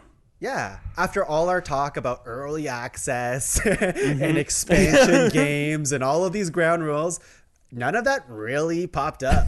No, not really. Not at all. We just had to set it up. That's all. Yep. Although Hades was technically early access. Was early access. Yeah. When did we got a remake in there. We got we got a remake and like a kind of a Royal was like kind of like a expansion type standalone thing. Yeah. I think those rules were important to explain to our audience, our massive audience. Yeah. Why certain games didn't make the cut. Yeah, because right now they're screaming at us, being like, "How about Cyberpunk?" Didn't see Heli Attack 4 in there. Let's wait until honorable mentions, because I might have a thing or two to say about the old future. Yeah. Okay. Yeah. I'm excited for that. I am excited for that too. That might be another podcast, a companion podcast. Okay, Top here we go. 5 games that almost got there. All right, so our list of 12 right now is Animal Crossing: New Horizons, Hades, The Last of Us Part 2, Doom Eternal, Final Fantasy VII Remake, Persona 5 Royal, Ori and the Will of the Wisps, Carrion, Bug Snacks. But it's Bug Snacks. Fall Guys, Ultimate Knockout, Ghost of Tsushima, and Paper Mario and the Origami King. Of course, we have to make this into a top 5 list and whittle this bad boy down. All right. How do we want to do this? Just stars? Like, I think a lot of these games are really good. But I think if we go around and star a few each, we'll get a sense of how we're feeling. Yeah, okay. So how about I'll get Angus, you star a nomination that's not one of your own. Okay. I am going to... This is one that I didn't get to play, but I could feel the energy coming off you guys, and it really makes me want to play it. I'm going to start Doom Eternal. Okay. And this is, of course, for further consideration. Yes, this isn't a done deal, but it's definitely in the discussion. Yeah. Ethan, you want to star one that's not your own? I'm going to star Hades. Hades. It's funny when you guys said Hades, I was just thinking of like the guitar lick that every time like you like fire up the game. Yeah. Matthew, thoughts? Star. I will star FF7 Remake. Oh, that's a good one. Okay, that is a good one. All right, and I'm going to Animal Crossing. Yeah. I'm gonna star The Last of Us Part 2. Yep. Okay, so now we have 4 stars, and I think at this point we can start. God, do we do another round? Like, I feel like I could star most of this list here, but I don't know how to navigate this. I don't. It's the problem with making a list of top 3s is that they're all really good contenders. Yeah. Shit. Okay. I think at this point, what we usually do is now it's an open floor kind of thing. You can start fighting for your babies. Is there anything that's really personal to you that you want to bring forward as another star? It doesn't have to be one of yours. I'm gonna do. So Persona 5 Royal, and none of you guys played. I played it. It meant a lot to me. I would also understand and totally get it if it's not in the top 5. Just gauging how people feel on that. It's hard for me to comment without having tough. played it. Yeah. That said, Persona 5, the base game, was such a good game that if you are saying that the additional content provided by the Royal enhances what was already probably one of the greatest games I've ever played, it feels almost like a disservice to not at least talk about it more. Well, that's the thing. What I was getting to, without shooting myself entirely in the foot here, I would understand if we didn't put that one on the list. So Angus, would you like to talk about it more? Because that's all we're really looking for in the starring part. Like, do you have much more to say about it, or? Well, Or did you just want to say it and now it can go away? I don't know. I don't want to dwell on it too much because it is hard to talk about a game no one's played but me. But I will say, just to touch on it, the thing that stood out for me was not just that there was new content, is that the existing content was also improved and tightened up. But whatever issues anyone had with the first game, they may also have with the with Royal in terms of pacing or with the length of the game. Sometimes it's just too long. I think it's not too long. Maybe a couple hours too long. There are other games. Hours. It's 150 hours, maybe 10 hours. One chop 10 hours off that, but I would say that about a couple of these games. Sure. If it's got to go, it's got to go is what I'm getting at. But I really do think it is a better version of Persona 5. And if you guys thought that game was worthy of Game of the Year, that's so hard because I love Persona 5. Yeah, I like Persona 5 quite a lot. And I played it very late. In fact, I played it, and then 2 weeks later, they're like, we're making Persona 5 Royal. And I'm like, fucking god damn it. Because I'm not one to play games at that length over again, even though I liked that game. Well, that was the thing, is I was due to replay Persona. It worked out perfectly for me. That's the other thing, is I played Persona 5 and finished it a couple years ago, like a year or two ago, and was just getting to that point where I was like, maybe I'll play that again. And then Royal came out. I was like, this is perfect. So I don't know. The story is this. Well, I mean, I know it's an expansion of the original story, but is it the same? And then just like missing chapters, like without getting. Well, there's a time jump in the first game. There's a time jump in the first game. This game fills in that time jump. Okay. So basically, the plot of Persona 5 happens, and then there's a bit more after that. And a bit more, it's like another 30 hours with another climax and another boss fight and all this stuff. So yeah, I don't know. I don't think this one needs to be starred. Maybe. Okay. I don't know. I want people to be more excited about the list, I guess is what I'm getting at. So it's like for me, this is a big game, but for like the list as a whole, I don't know if it needs to be there because I want everyone to be jazzed about the list. You know what I mean? Yeah. Right, it sounds like if you give it a Viking funeral. Yeah. It sounds like if you never played Persona 5, you should just play Persona 5 Royal. That's the way to play this game. It's funny. I had a friend ask me that. He's like, should I just pick up Royal instead? And I was like, okay, look, on the PlayStation Store, Persona 5 base was like $10 at the time. Yeah. So I was like, just get that and play it. And he played it, and he's like, I loved it. He immediately restarted it after he finished it and was just like, now I will play Royal sometime. So it's not like, I don't know. Yeah. It's right. They're both good games. Persona 5 Royal, time to throw it out because Persona 5 spoiled. I don't know. They'll get better. Persona 5 Royal, like Royal. Is Royal a toilet paper brand? No, sure. Okay, wait. Flush it down the toilet? No, Persona 5. Persona 5 Royal, it'll bring joy, y'all. Can you tell the three people in this call that do comedy are really, really sharp today? I got to turn it into a joke. Ethan's doing the correct thing, which is not saying anything at all. It's just to let it go so we can move on. All right, I'm going to put a big X next to Royal. I just put one of my own up on the chopping block. Hey, buddy, you don't have to put a big X. A small X will do. I'm putting a Royal-sized X. I'm putting 140 X's next to it. Wow, that's a lot. One for each hour. Ethan, is there a game that hasn't been starred that you really think should be on this list? I think just from the group's reaction to it, I feel like Bug Snacks kind of has to be starred for talking more about it. I think it does. I really want to talk more about Bug Snacks. Me too. I'm down for that. Yeah. Matthew, yourself, is there anything else that pops out in this list here? This won't be one I can contribute to much, but Ethan made an excellent point about it being a great game. Last of Us Part 2 should probably be talked about some more. That one is starred, yeah. That's is it starred already? Yeah, that one tongue starred. I am paying 100% attention, everyone. No, that's okay. I can start again. I'm giving it 2. All right, another star then aside from that. Animal Crossing should be talked about more. Yeah, I was gonna say I've got a lot to say about Animal Crossing. Yeah, I mean that was gonna be the one that I need to talk about more. I think everything else, like I'm looking at here. So Animal Crossing, FF7 remake, Bug Snacks, Hades, Last of Us Part 2, Doom Eternal. That's 6.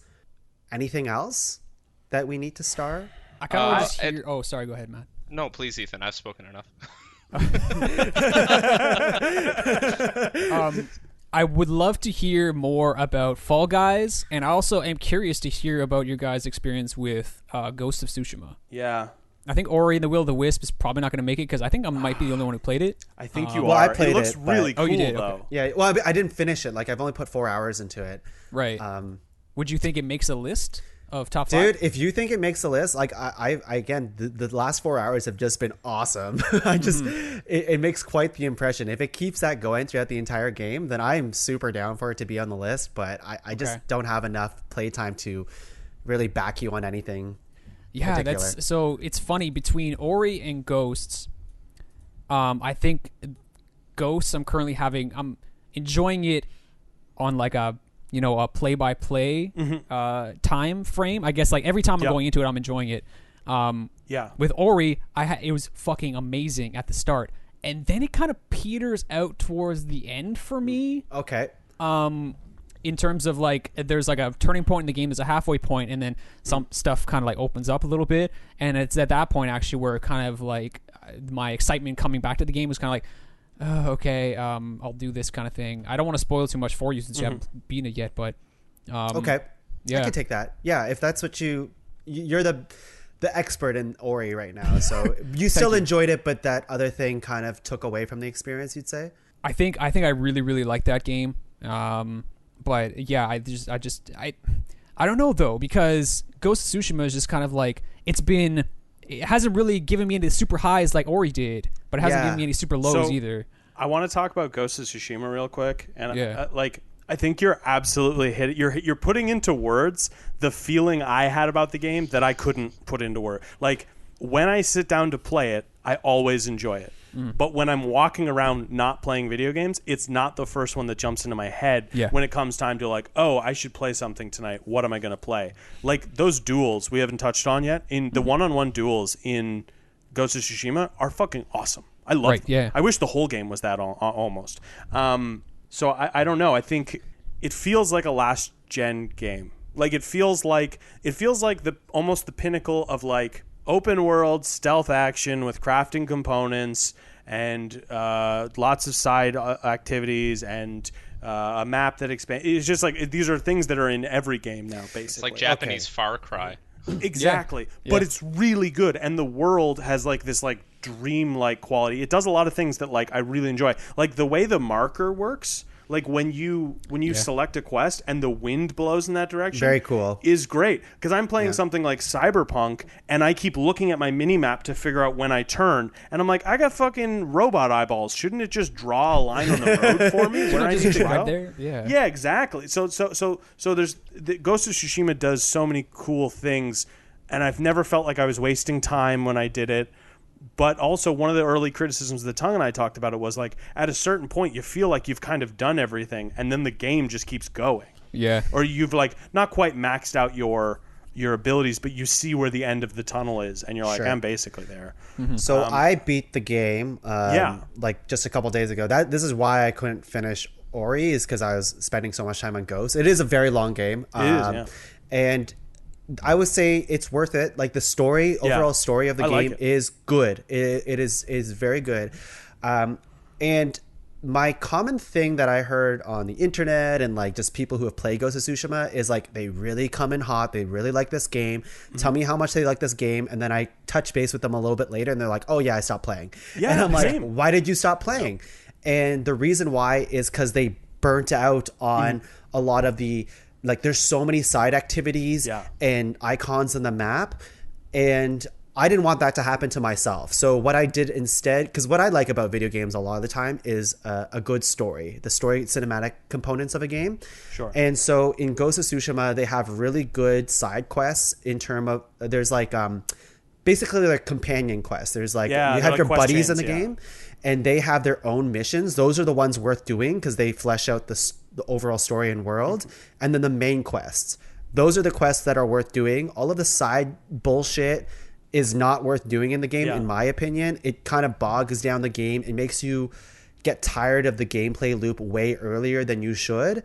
Things like fox dens and bamboo strikes and stuff, you can do a little bit along the way, but I would personally say don't spend your time going through the entire map finding that stuff. You will burn out. You got to do the legendary ones, though. Yes. You got to do those ones. Those are awesome. Yes. The legendary quests are like some of the high points of the game. I would also say I really liked the bamboo cutting. And oddly enough, writing haikus, I found really relaxing in that game. We're fighting 20 dudes, and then it's like, all right, let's go write a quick haiku. But there's there's a lot of that stuff in the game. It is. There's quite a and bit. like, you know, territory stuff where like the Mongols are taking over like a thing, and you have to kill everyone in the camp to liberate this area and stuff like that. Like you said, Angus, this game is chock full of like last gen ideas, maybe in a more refined way. It feels like they were forced to put those in. You know what I mean? Where it was like they wanted to just do these tight side quests and this main quest, and there's like, but you gotta have a ton of activities. But a lot of the game, that's probably my main complaint about Ghost of Tsushima is there's a lot of good stuff in the game, but none of it feels like,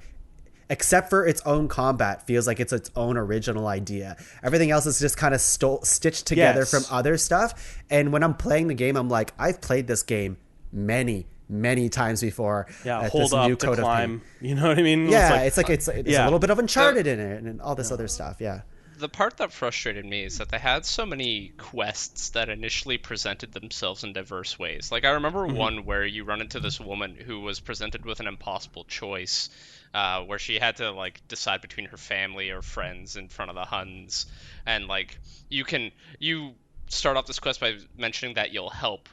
But that quest and every other quest ends with you killing Huns. Yep. There's not a single quest in that game where you will not draw your sword and stab dudes. Yep. And that's the sword play is super polished. There's a reason why they're constantly forcing you to fight, but that's just it. They only have fighting. They don't have anything else. I can't wait to get to Ani Mentions to talk about side quests and other games.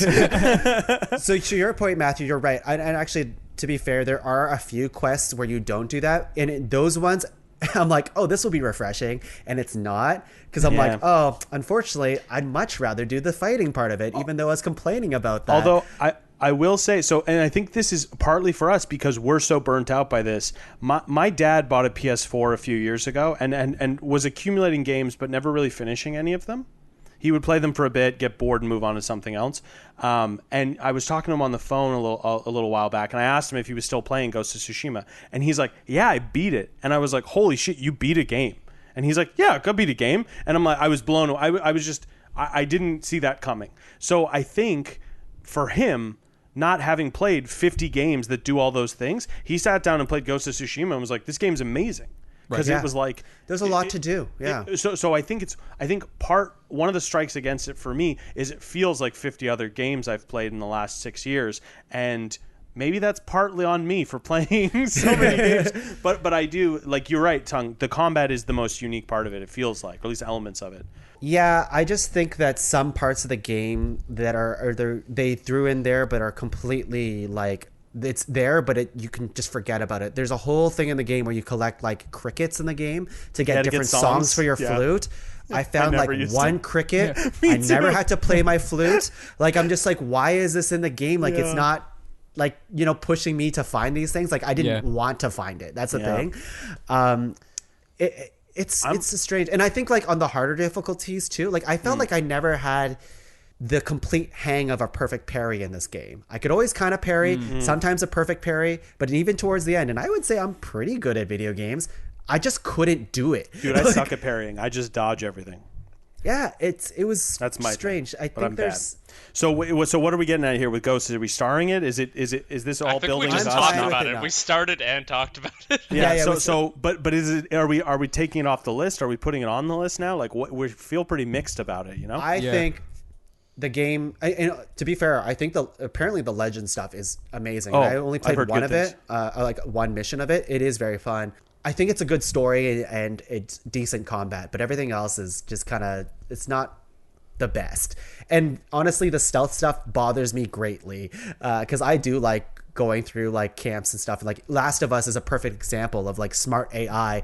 You know, you're taking down enemies and they see you and they come to you. Like the AI in Ghost of Tsushima are just, I can't stress this enough. They are so fucking dumb in that game that it just bothers me that I'm a game can curious still be if- made like that. I'm curious if it would have been a better game if it wasn't an open world game. If it's it just was like more a of a- linear.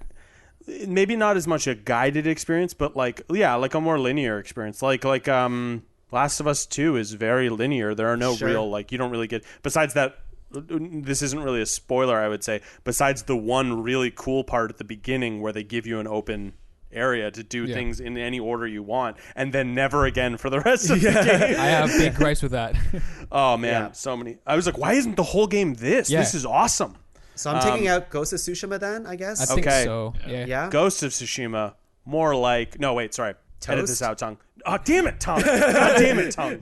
Yes, Ghost of Tsushima, your toast of Tsushima. Tsushima. Gone Tsushima. with the wind. Wind is a There you big go. part of that game.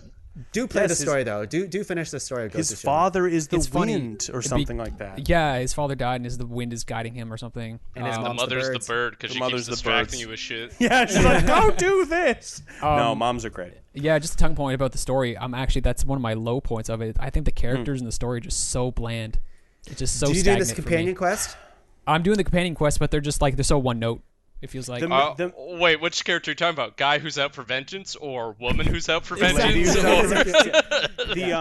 The legend stuff really stood out to me, where the guy tells you a story and then Yeah. like you clash with someone at the end. It's always like, I don't know. Those were really stand up. But yeah, I That's think cool. I think it's time to They all have different towards the because there's like always like 9 companion quests to complete their full arc. By the end of it, it does like shift their perspective and where it goes and stuff like that. But yes, they're all here to kill somebody, so that's the game. Okay, so Ghost of Tsushima is out. I guess Ori and the Will of the Wisp sounds like it was not starred as well, eh, Ethan? I think so. yeah, no, I think like you played it and nobody else did. I think it's a fantastic game. Probably from when we were talking about Ghosts, I would probably put it over Ghosts if we had like a top 10 list or something like Okay. that. But for a top 5, I don't think it's going to be. There's stronger. There's other games I would fight more for. Okay, so we have 6 then. Again, Animal Crossing, FF7, Bug Snacks, Hades, Last of Us, and Doom Eternal. We only need to cut one, and then we can start talking about it. So I guess like what do we? Paper Mario, Carrion, and Fall Guys? Oh, yeah, Fall Guys. Like I Fall Guys, I think, was fun. Fall Guys might be another situation in which all the planets aligned, and I had a really good time playing Fall Guys. I still get frustrated with it now, every now and then, and like it's one of those things where like when I'm playing with Tongue and those guys, a certain game will come up, and we'll just be like, I don't want to play the matching one, or Yeah. whatever. This one But that's kind of sucks. like Mario Party. Yeah. You know what I mean? That's part and parcel, I think, for the style of game. But yeah, I don't know. Like, Tongue, do you want to fight really, really hard Nope. for Fall Guys? No. Bummer. So you're Bug Snacks over Fall Guys. Oh, 1,000%. Wow. Like, there's no question. Fall Guys, like I had a really good time, and I think it's fun to play with Yeah, and you you win all guys. the time. And I just Not don't. lately, though. It's a fun fluff game. That's it. Fair enough. That's Fall about it. Guys Yeah. sounds like you're getting not on this list. There was a interesting quote I read, or a take from someone on Twitter I saw for Fall Guys. They said, "As you get better at the game, it gets less fun." That's actually fair. I think I get what they mean by that, because there were levels where I felt like I was getting better at it, and then like other people just got in my way, and it became very frustrating because I knew I could do the thing. Mm-hmm. But I will say that that feeling kind of gets overtaken because they're constantly adding new games to it. So, Yeah. but I do, that is a fairly accurate take, I would say. Yeah. Just wait till they have seeded rank play for Fall Guys, and have worlds for Fall Guys. Yeah. Oh my god! Yeah, I want to get matched against people of my level, MMRs. You know or what? whatever.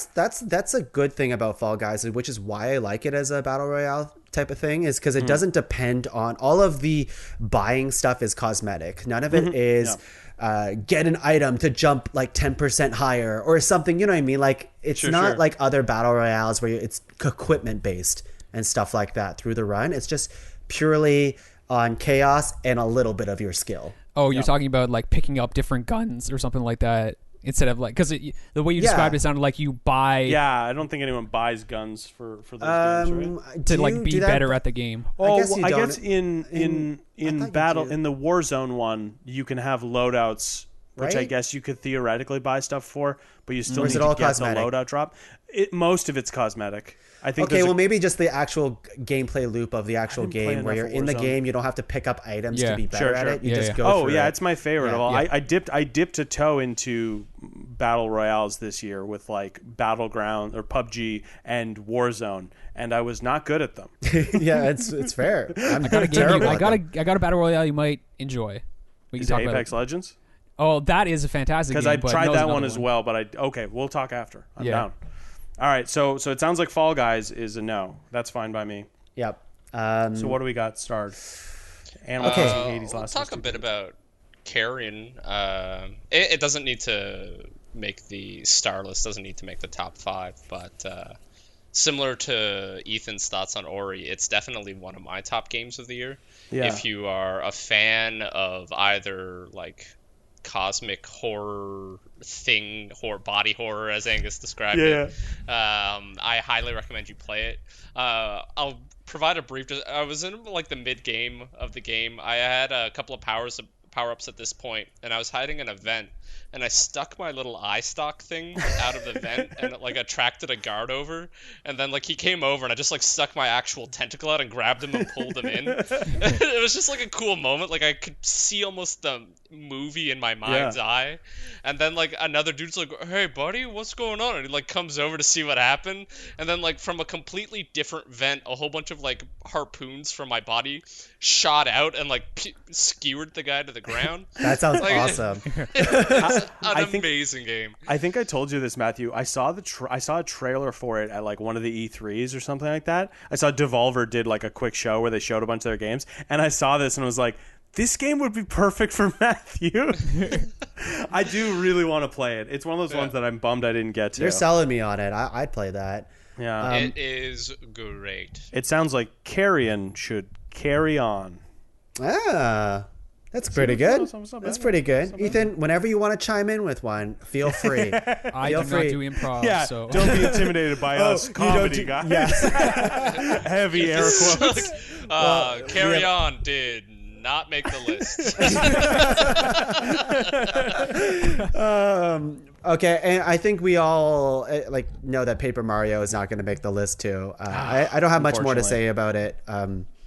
I think it's a fine time, but it did make me laugh. It did make me laugh. It's a quite funny bit. one. It's a ha-ha goof If 'em up. you see it for like 50% off, it's a Nintendo game, so that'll likely It'll never happen. But if you ever see it for cheap, I recommend you pick it up. It's a great way to spend some time. It's one of those games I mentioned earlier where you can like watch TV and play the game and check in with it type thing. It's beautiful, but it's not challenging. It's certainly not a $70 game or $80 game, however much we pay for games now. Man, $90 games are so now. expensive now. Ugh. Yeah, I bought a new game on PS5 the other day and it was $90. Wait, yeah, because it's more expensive for the PS5 version of Is it it? now, right? Yeah. Is it? It was right? not, I don't know if it was more expensive. It was $89.99 or something like that. Or Yeah, that's more maybe it expensive. was- That's it was- $10 Oh, more. you know what? It might have been $79.99. I'll check. I think it might have been $90. Video games. God damn it. Which is why Ghost of Tsushima and Doom Eternal was great for Ethan and I, because we went halvesies on split it 'em, during yeah. a sale, and we only spent $40 each. It was great. I felt really good about that. nice. So where So we does have that 6 leave things. us So then? we have 6 things starred. Yeah, we have to cut one. So maybe So we Animal Crossing, Hades, Last of Us 2, Doom Eternal, Final Fantasy VII Remake, and Bug Snacks. I can't comment on Bug Snacks. I'll abstain from that. But I'm gonna take a strong stance right now. I do not think Animal Crossing should be in the top 5. Oh, Okay. go. here we go. Okay, here we go. Okay. While I think Animal Crossing may belong in the top 5, certainly not past 5, and I'm going to tell you all why. Okay, I'll go tell ahead. you all why. The thing about this game that insulted me so much that I refused to even play it. My lovely wife was playing it and very into it, and I said one night, oh, you know what, I'm doing that podcast with Tuong this year, I should probably play that game. And she said, oh, it's really good, I think you'll like it. And then I was like, yeah, maybe after dinner I'll start up my own save with my own island. And she's like, oh, you can't do that. And I'm like, what do you mean? She's like, well, there's only one island per console, so even if I bought another copy of the game and put it in the console, I don't get another. It's like, what is this Game Boy Color logic? This is like one save file for the game, and I don't get to. So I don't get to. If I were to join now, I miss out on most of the game because my girlfriend has played, or my wife has played 500 hours of it. So I don't know. I find that frankly insulting. Yes. That isn't and I'm going to go back to that's a Nintendo decision and not an Animal Crossing Do you think that's a Nintendo decision? Yeah, I mean, I guess it seems like it. I don't know. It is, I agree. That is consequentially though. It's in the game. Yes, there is some dumb stuff about that for sure. I will. I mean, I had to buy a Nintendo Switch. I will. Yeah, I will also acknowledge that it seems like Animal Crossing helped a lot of people get through. We're not even through it, but helps a lot of people go on with their lives in the middle of this pandemic. So I will acknowledge that. It certainly seems my girlfriend, or I keep saying my wife loves this game to death. Is only recently been unseated by another game, which will get an Ani Mensch. Matthew? I'll pass along the speaking stick in a moment. But similar to Angus, my fiance's been playing this game nonstop. She plays it daily for a couple of hours, and she gets a lot of joy out of it. But Animal Crossing doesn't meet what I define as a game. Like, there's game elements to it, sure. You play it on a game console, yes. All of that is true. But there's nothing that tests your skill. There's no deep mechanics here. It's just sort of like a sequence of actions on repeat, over and over. You never get better at it. You never get worse at it. It never challenges you. It is like The Sims. And once again, I'm sure some people see The Sims as a video game, but I've never seen The Sims as a... Even in The Sims, though, your house catches on fire every now and then. Yeah, you like gotta react death really is a quickly. character in that game. Like, the highest stakes you ever have in Animal Crossing is like a wasp nest will pop out, or you'll run into a tarantula or a scorpion. Yeah, it feels like a diorama to me. Like, it's a decorating thing, which is fine. That's cool. It's cute.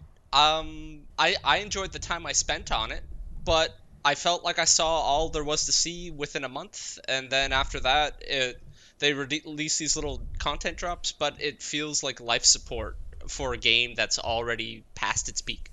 I see, like, Tuong, like, wiping his face and getting, like, antsy. All right, Tuong. What do you... Actually, sorry, real quick. Ethan, do you have any thoughts about it? I'm about to say Assassin's Creed. Animal Crossing? No, well, not terribly articulated thoughts. I didn't play it this year. Didn't really have any interest in playing it. I played a game kind of maybe in the same vein. I called Spirit Fair. I didn't really play it or anything like that. I beat it, I should say, where it's like you're kind of doing a series of tasks and kind of building up your community and your sort of town on this boat thing. But I can understand the appeal of this loop of like, hey, I got to do this one task, got to go over here, get all these seashells or all this like stuff, go back here, buy this thing so I can build this other thing, stuff like that. I can see that game loop being addictive, all wrapped up in this nice little bow. Right? Yeah, it's I will say to Matt's point, I don't think it's fair to say that it's not a video game. Maybe if you didn't enjoy it as much as Tuong, it's maybe unfair to say that it's not a video game though. That's fair. Maybe a better way. It's more of a video experience. I don't know. Games to me always have some kind of stakes, but that is a highly personal opinion. Not everyone has to agree with that. But like I won't push it much further than that. It's just it doesn't meet all of the requirements I have. Matthew Whalley has for a game. Sure. All right, put me in, coach. No. I respect that opinion. It's wrong, but I respect that opinion. No, I don't know how to talk about this game because every time I think about this game, my mind gets jumbled by all of the joy that this game has brought me. And truly, like some of the best moments in video game. This is, to me, video games. There's a magical thing that only video games can make you feel, and Animal Crossing did that this year. It provided me this platform of being able to connect with friends and family, like I talked about, in this amazingly colorful world that I've already was attached to. But now, because of the pandemic and all this stuff, and the cards just aligned, everyone was playing Animal Crossing for this really... It reminded me of Pokemon Go. When everyone played Pokemon Go for that like week, it was, and I still think about that time when you saw everyone in the streets. It felt like a week. But anyways, everybody was out playing this thing, experiencing it at the same time. It didn't matter if you were a gamer or not. Animal Crossing was that. People like businesses were using it for their ad campaigns, and I was just like, that's cool. It was just, it seemed like such an amazing community thing that really brought people together this year. It is a social simulation game. So it's not meant to be a thing that you're doing quests for and defeating an enemy or any of that stuff. The joy of Animal Crossing, like a lot of these sim type games, is that you, the player, create the tasks. Like it empowers you. It gives you all these tools and says, here's a sandbox, go play in it.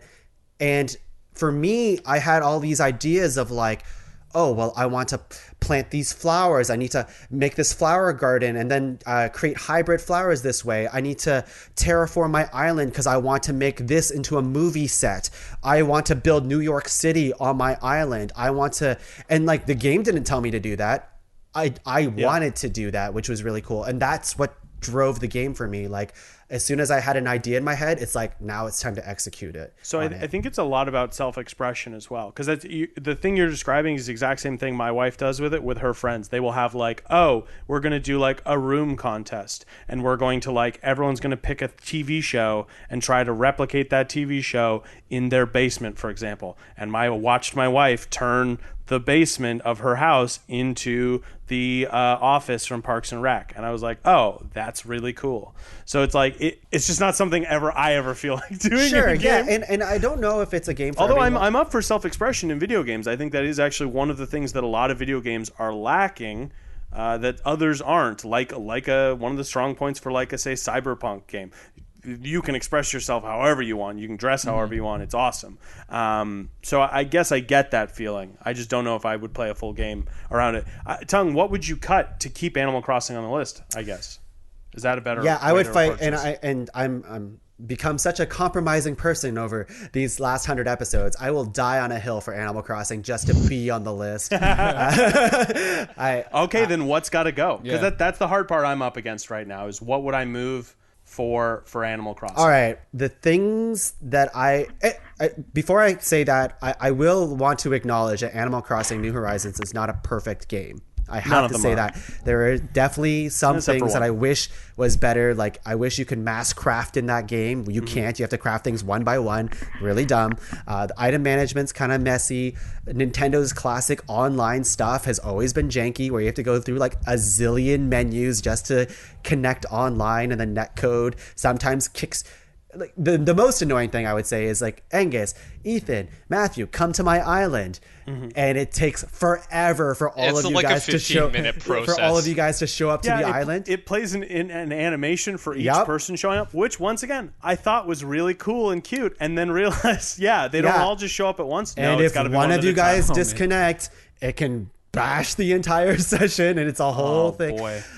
They've gotten better. They've released some stuff to make it smoother. This game's gonna be there's like a 4-year roadmap for this game or something like that. So there's content to come. Anyways, just had one last point on Animal Crossing, or it's going to be 2 points wrapped in one. I'm sorry, it's how I am. First of all of the DIYs, the craftable things you get, they're random in how you get them, which was frustrating. There's some things like, I really want to craft this thing, and I was like, oh, you have to wait till it washes up on the shore, or some seagull pops it into your hand. And it's like, okay, but that's minor. That's the game loop. You play the game to eventually get the DIYs you want. I get that. Not my thing, but I get it. Well, Matthew, and I'm going to go on top of that for just a second here, because the game is very community focused. It wants you to trade with other people to get those DIYs. Have no friends. Thank you for drawing that into this episode.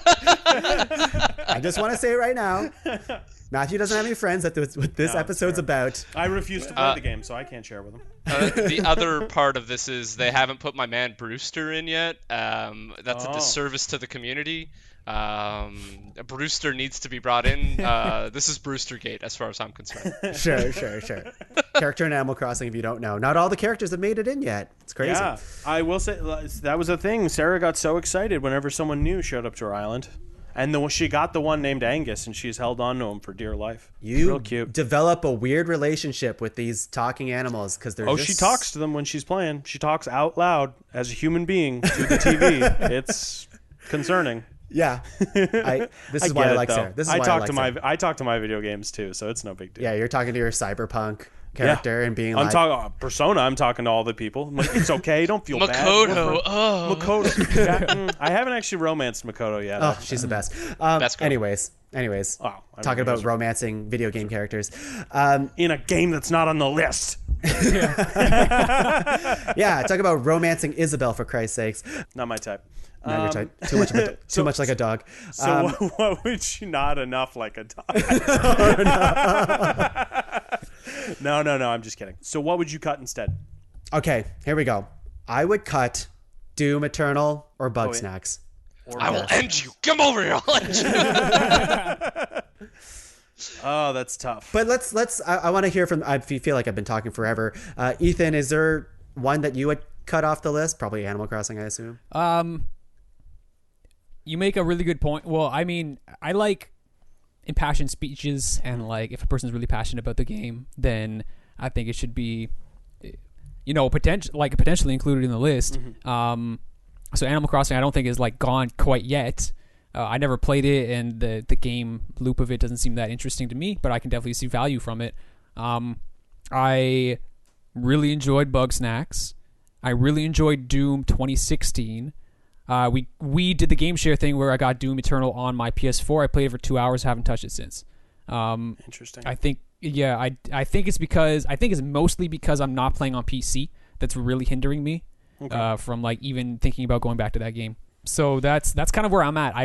I don't really have a stake in this game right now, to be honest. So I mean, if anything, I would keep Bug Snacks and maybe get rid of Doom Eternal and Animal Crossing. Animal Crossing and Doom Eternal are the only two left that I haven't played in the 6 that we have starred so far. So I get the passion from and it's hard to argue Animal Crossing as well, because I'm literally like, I watched someone get obsessed with it, and I watched many people glom onto that, but some of those people were not people I like. That was like the first game they've ever picked up.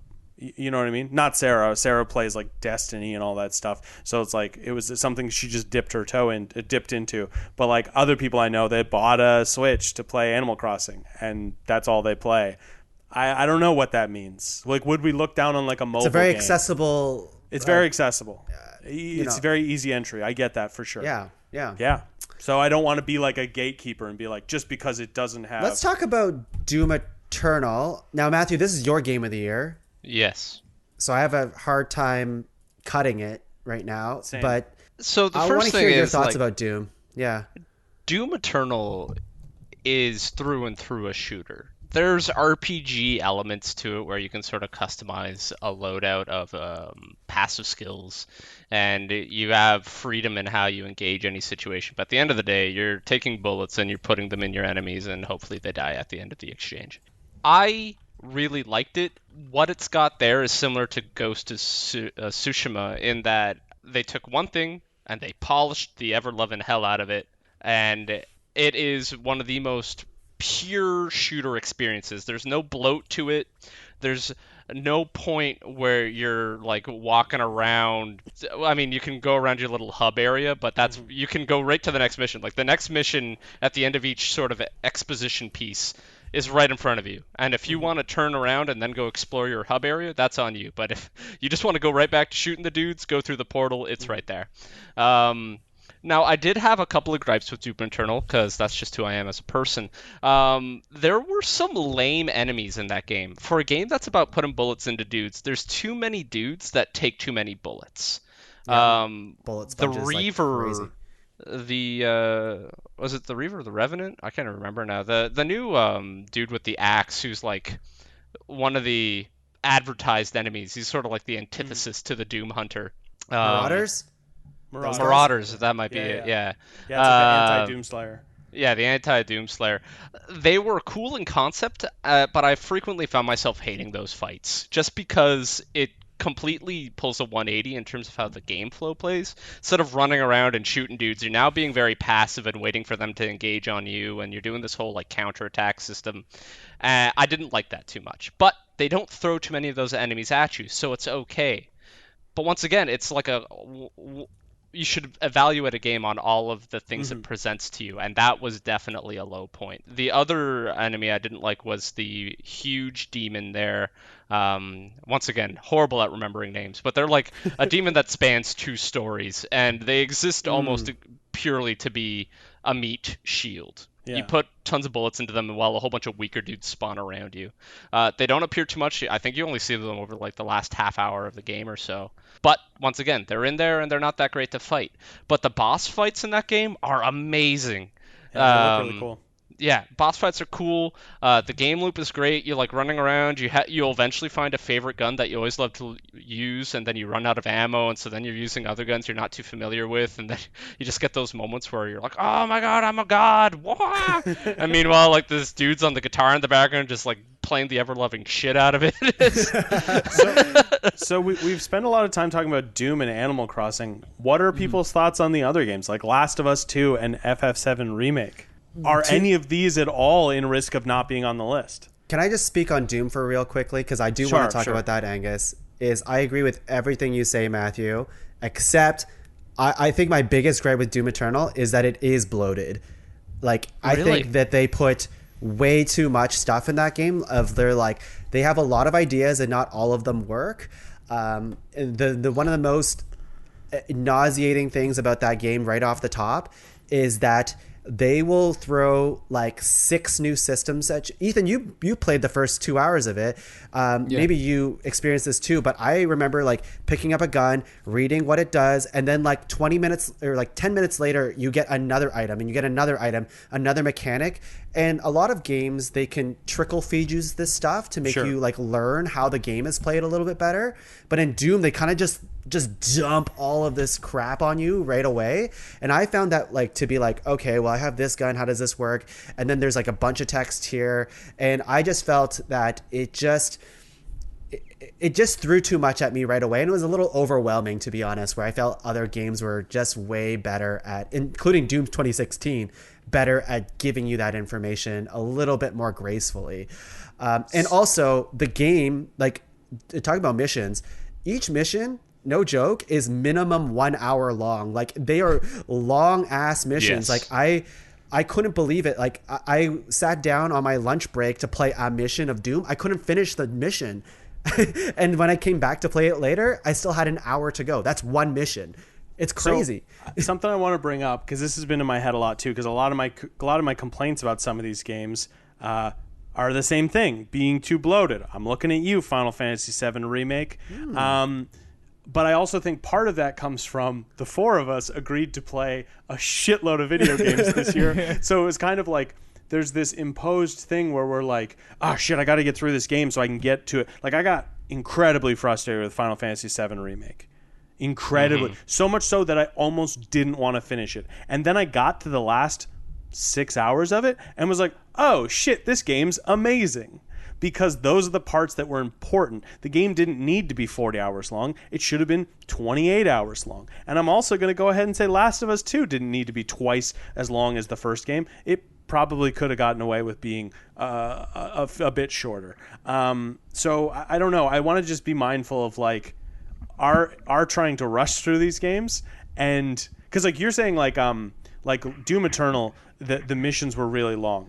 My big complaint about Final Fantasy VII being bloated was how many times it made me squeeze through a tight passageway to get through, or how many times there seem to be all these things where it's like, okay, here's a section where we're going to make you walk slower. That's it. You're going to walk across the balance beam. You're going to get, and it's just to hide loading screens. Like I get it. It's just so you can load more stuff with it. But I don't know. I don't know where I'm going with this. It just seems like that critique could be leveled against a couple of these games. And that's fair. I definitely I liked Final Fantasy VII. I won't gloss over that. Yeah, I get why people love the series now. Like Doom. Would you agree, Matthew, that some encounters went on too long? I found like there was some encounters that were like wave after wave, and I'm like, I thought I beat, like you enter this encounter zone where you have to beat a bunch of enemies, and you beat a bunch, and then they throw even more at you, and then you die and you have to start over. That is a very fair point. There were a couple of fights I found were a little too long. I think a really egregious example is a 15-minute fight when you arrive on Mars, is it? Or you arrive at like some laboratory complex. Sure. And like the very first fight, right off of the intro scene, is like a 15-minute fight, and I've lost it a couple of times, and so that's another 15 minutes and another 15 minutes.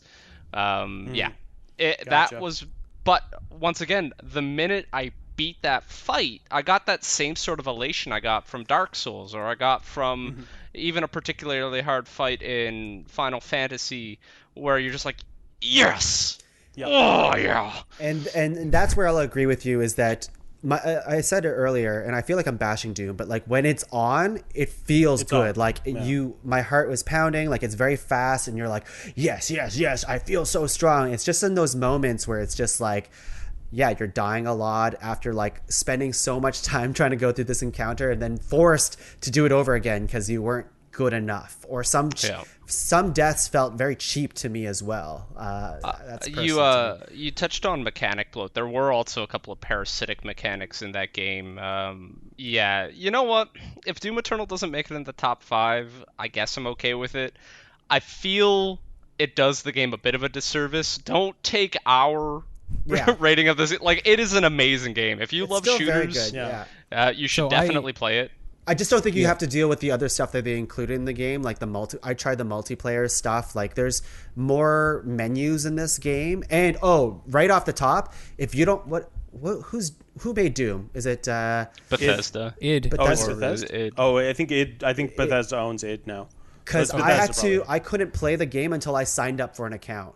Like, I loaded into the game, and it told me, "Do you have a Bethesda account?" I'm like, "No," and I couldn't like skip it. It made me go through it on the PlayStation to like actually play the game, and I was very like, this sucks. That's a bummer.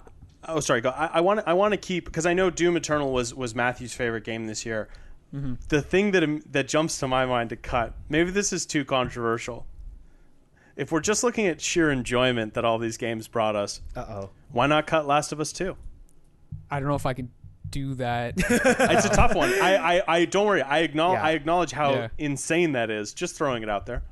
I was actually, because you were commenting on this discussion between Animal Crossing and Doom there, talking about the bloat found in Final Fantasy VII. Yeah. I stopped playing the game entirely because I got to I think it was Chapter 8, Budding Bodyguard or something like that. You're walking around a town where you first met Aerith. And I just stopped playing the game because I was not having fun with it. I thought it was a chore. I thought it was not enjoyable. I really contemplated being like, why did they put this into the game? Why did they put all these boring side quests that are just taking way too long? I want to just see the story unfold with this. Just wait till you parachute. Wait, it's so stupid. I'm sorry. There's a mission in there that is clearly not from the original, and I'm like, why is this here? This is stupid. At this point, I'm just kind of just like beelining the story. That's fair, and that's all I want to do. I don't know. So like Final Fantasy, we really want that on the list. Oh, I do, but like I've talked my ear off already. Matthew, what do you think? Did you beat Final Fantasy? You haven't, right? I am in the second to last boss. I'm fighting the dude before the final dude. I'm not spoiling that. I'm fighting the dude before the final dude. Yeah, dude before the final dude. That's fair. I know which one you're talking about. Crazy fight. But the problem is, so the dude before the final dude, that fight seems cool. I attempted it a couple times. I lost because I'm bad at games. That's fine. But the segment before that, early on in the game, you do a motorcycle segment. You ride on a motorcycle, you fight dudes. And when that happened the first time, I'm like, this is pretty neat. I hope they never do this again. And then they do it again. And I hated it. Yeah. If I could bring my fiance onto this podcast, she would confirm that I had nothing polite to say about this motorcycle segment. It was miserable. It took me more tries than I was hoping for. I did like it though. I did think it was cool. Really? I guess. It's just so anime. God. You lose all of your spells. You lose all of your cool abilities. You're stuck on a motorcycle, and you can swing and you can spin. That's all you get. Yeah. Oh no, there's a ranged one. But you got to read the really small print at the bottom of the screen to see how to do it. It's a blade, blade beam. It's not perfect. It's not perfect. I get you. I definitely shouldn't have taken me more than one try. That clearly struck me as like, oh, this is just like a fluffy, cool set piece that I would have otherwise appreciated had the game been shorter. No, I that's anyone who defends those segments. Oh, I don't get it. It's like the Animal Crossing of Final Fantasy moment. Don't you attack my two favorite games of this year, Matthew. Yeah. So Tuong, it's tough. Okay, go ahead. Tuong, if you had to choose one of these games, Oh, be interesting. on Animal Crossing or Final Fantasy VII. If I had to choose one of them, Yeah. Probably Animal Crossing, right? Probably Animal Crossing, but I would cut Bug Snacks ultimately. Oh, interesting. Yeah. We haven't That's talked about tough. Because Bug Snacks is a hell of a surprise, but I could also see cutting Bug Snacks. I don't want to, though. I agree. Yeah. No, Yeah. I get it, though. It's not that... Like, it's just so charming. It's so really much charming. art. It is It's good, really charming. and it's a big surprise. And I'm so happy that like I was so obsessively like I'm gonna play that game anyways to everybody, and then I did, and I was very positive with it afterwards. But that said, like the emotional highs and lows that I had through like these other games were bigger than Bug Snacks. I actually, I'll tell you what. One of the things I really liked about Bug Snacks too was it's got a lot of like. I don't know how to say this in a way that doesn't sound weird, but please, listeners, trust me that it comes from a place of love. It's got a lot of really important things in it, like gender-neutral pronoun characters, same-sex relationships in it. Also, a lot of that stuff appears in Hades as well. Two things that stood out to me where I was like, oh, good, we're finally getting to the point where these things can start to be normalized. I don't know why. That those just both seemed like thumbs up to me, like a good...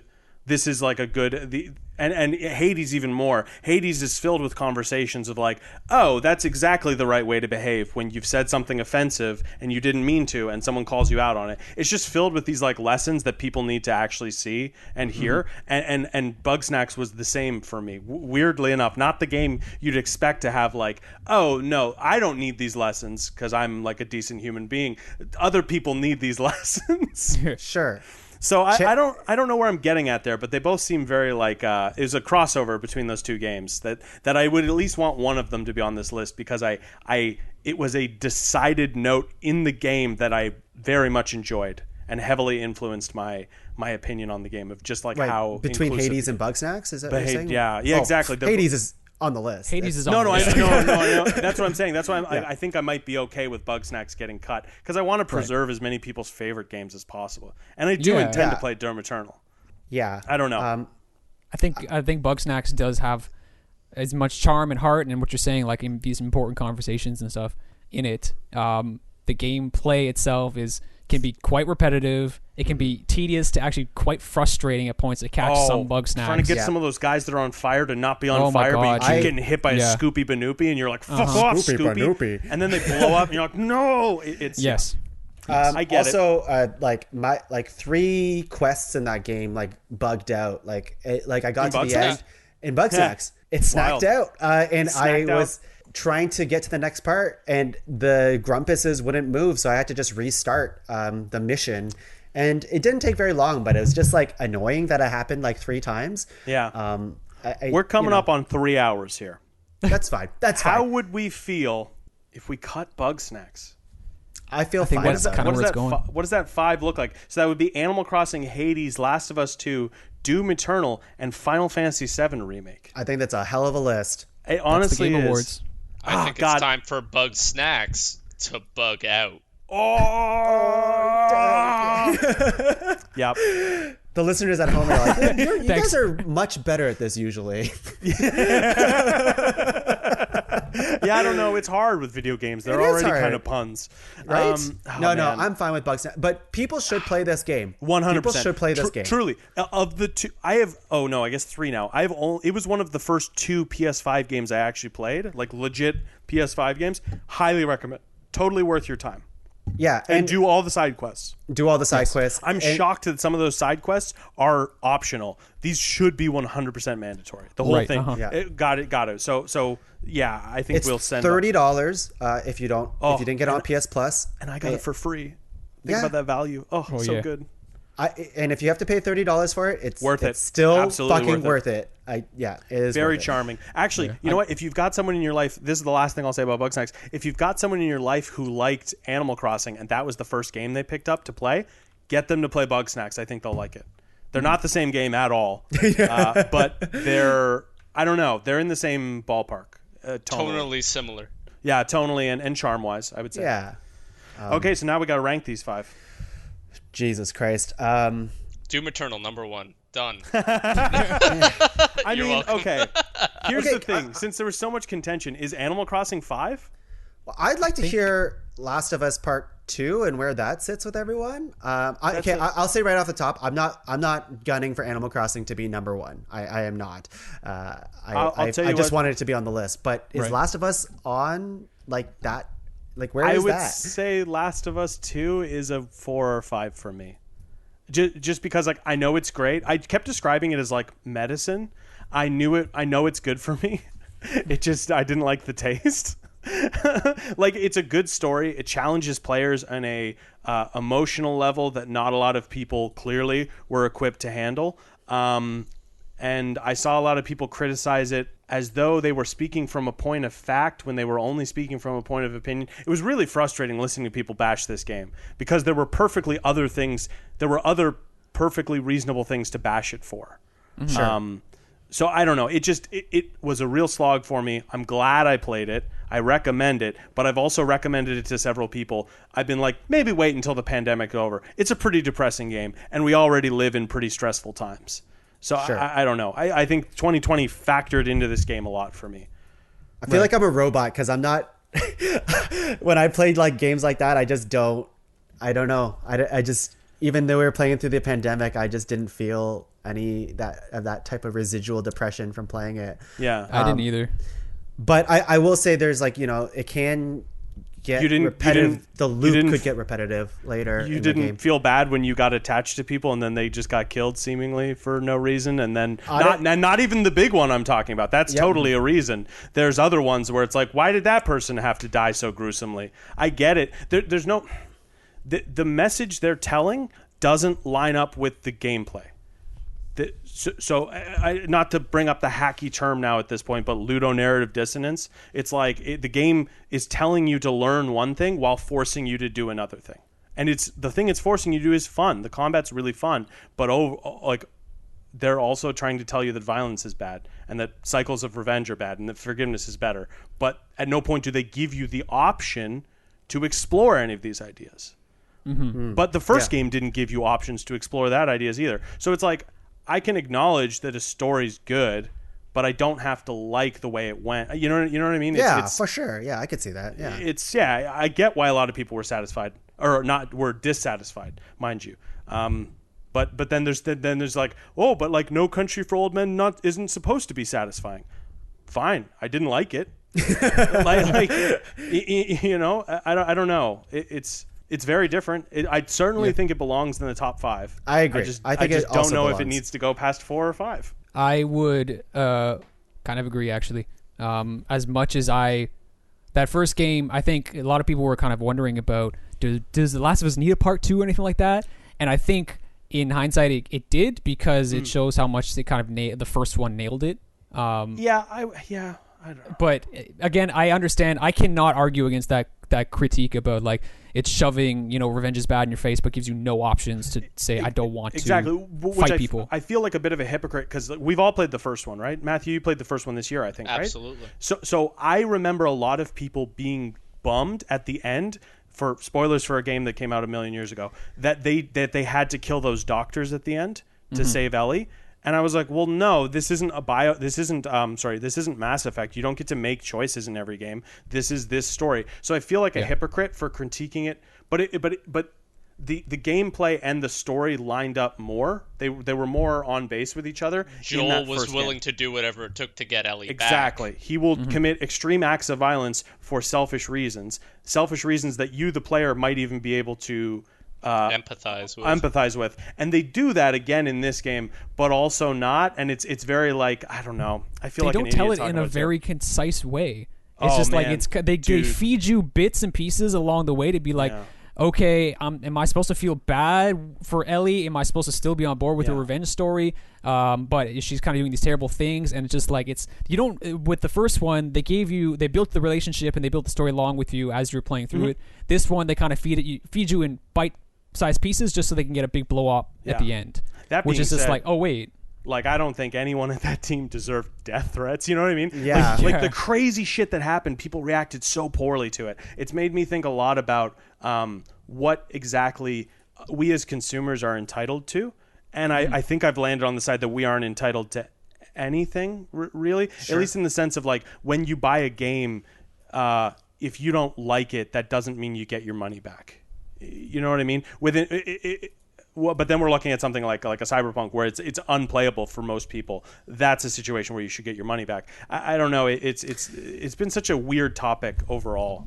Yeah, I guess, like, I'm not going to go too much longer on Last of Us here. I think you guys hit the nail on the head for the most part. I will say, like, what I do appreciate with Last of Us Part 2 is that it does try to take swings, and maybe it's not all of the stuff that I anticipated or liked about the swings that they took, but I appreciate that they didn't just go a safe route when telling the story about Last of Us Part 2. They took a chance, and I can always appreciate that in a game studio, to try to tell me something that I wasn't expecting, even if I don't completely agree with how all of it lined up.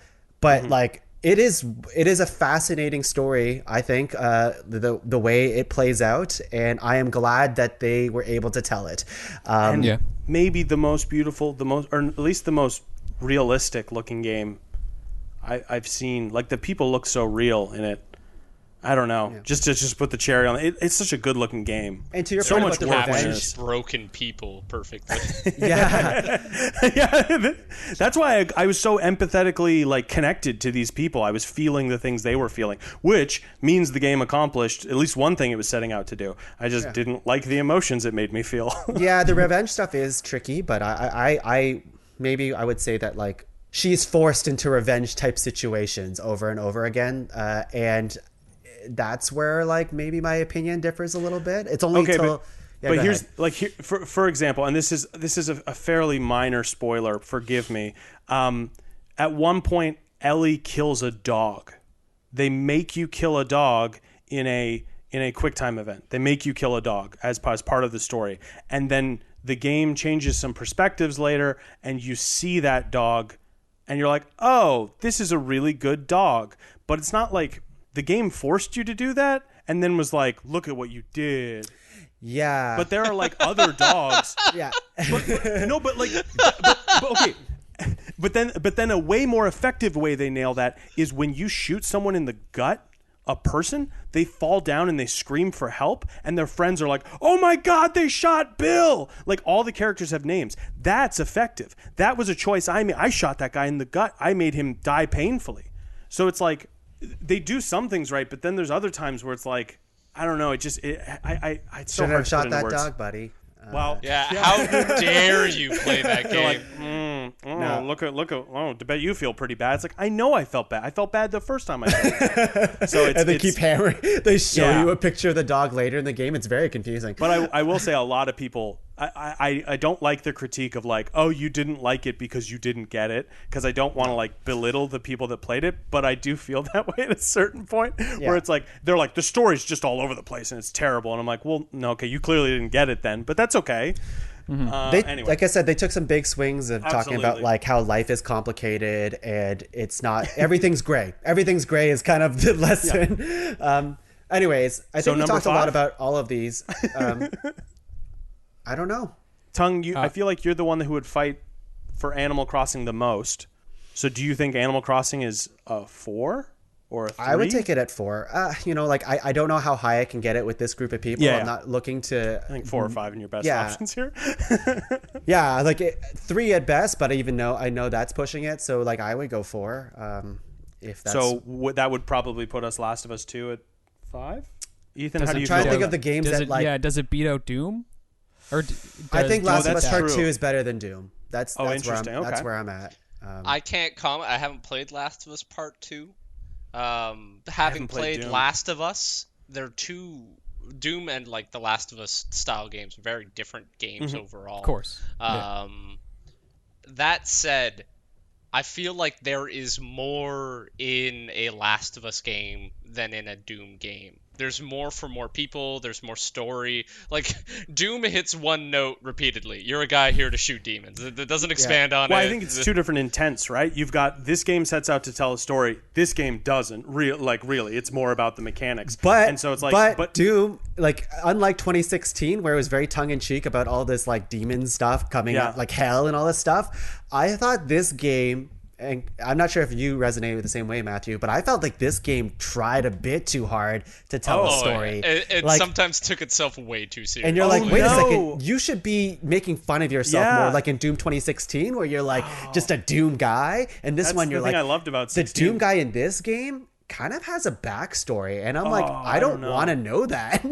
My favorite part of Doom 2016 was you start the game and this robot or this screen comes up, I can't remember, and is giving you exposition, and the character just swipes it out of the way, and the game starts. And I was like, fuck yeah, I don't care. No, I'm here this to kill game is demons. much more like, it almost relies on you having to know the events of the first game, which I completely forgot. And then they expanded a bunch of random details that is hidden in the codex and stuff like that, which I'd never read. It never is read them weird, the story stuff in Doom. I didn't would read most of say the notes in that- Last of Us. I would say that Doom refines a type of game that already exists. You've played a game like Doom before, but they've improved that game. Whereas, once again, haven't played Last of Us, but it certainly sounds like they tried to elevate the game medium. They turned it in. Yes. They took a game and they tried to turn it into something new. And in that regard, I can accept Doom being a lower rating than Last of Us, because once again, it didn't innovate anything here. It's No. just a very fun shooter. Like a It is. super Yeah. fun shooter. It is. Doom is very fun to play. Okay, so then where would you want to see Doom on this list then, Matthew? I would want to see it at 1, but I'll settle for 5. Well, no, who knows? Maybe it's a. Oh no, you wanted Animal Crossing higher than 5, because maybe it's Animal Crossing 5, Doom 4, but I don't know. I don't know. Look, Ethan, where are you at on this? For me, it would be probably Last of Us higher than 4 or 5. But what if Last of Us was 3? Yeah, I'd Last be of Us fine is with 3. that. I'd be fine with Doom that. Eternal 5, Animal Crossing 4, Last of Us 3. But I'll then that's accept fall. that.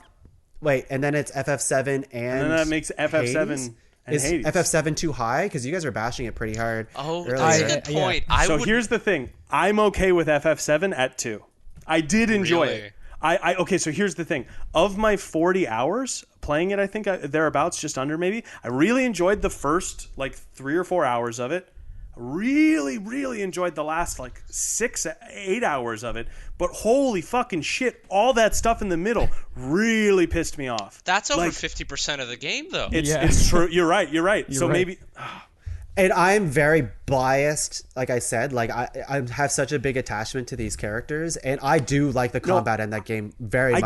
I get it though. I did find myself wishing it was either more actiony or more turn based, but by the end, I think I did click and I got it, and I'm ready to play whatever part comes next.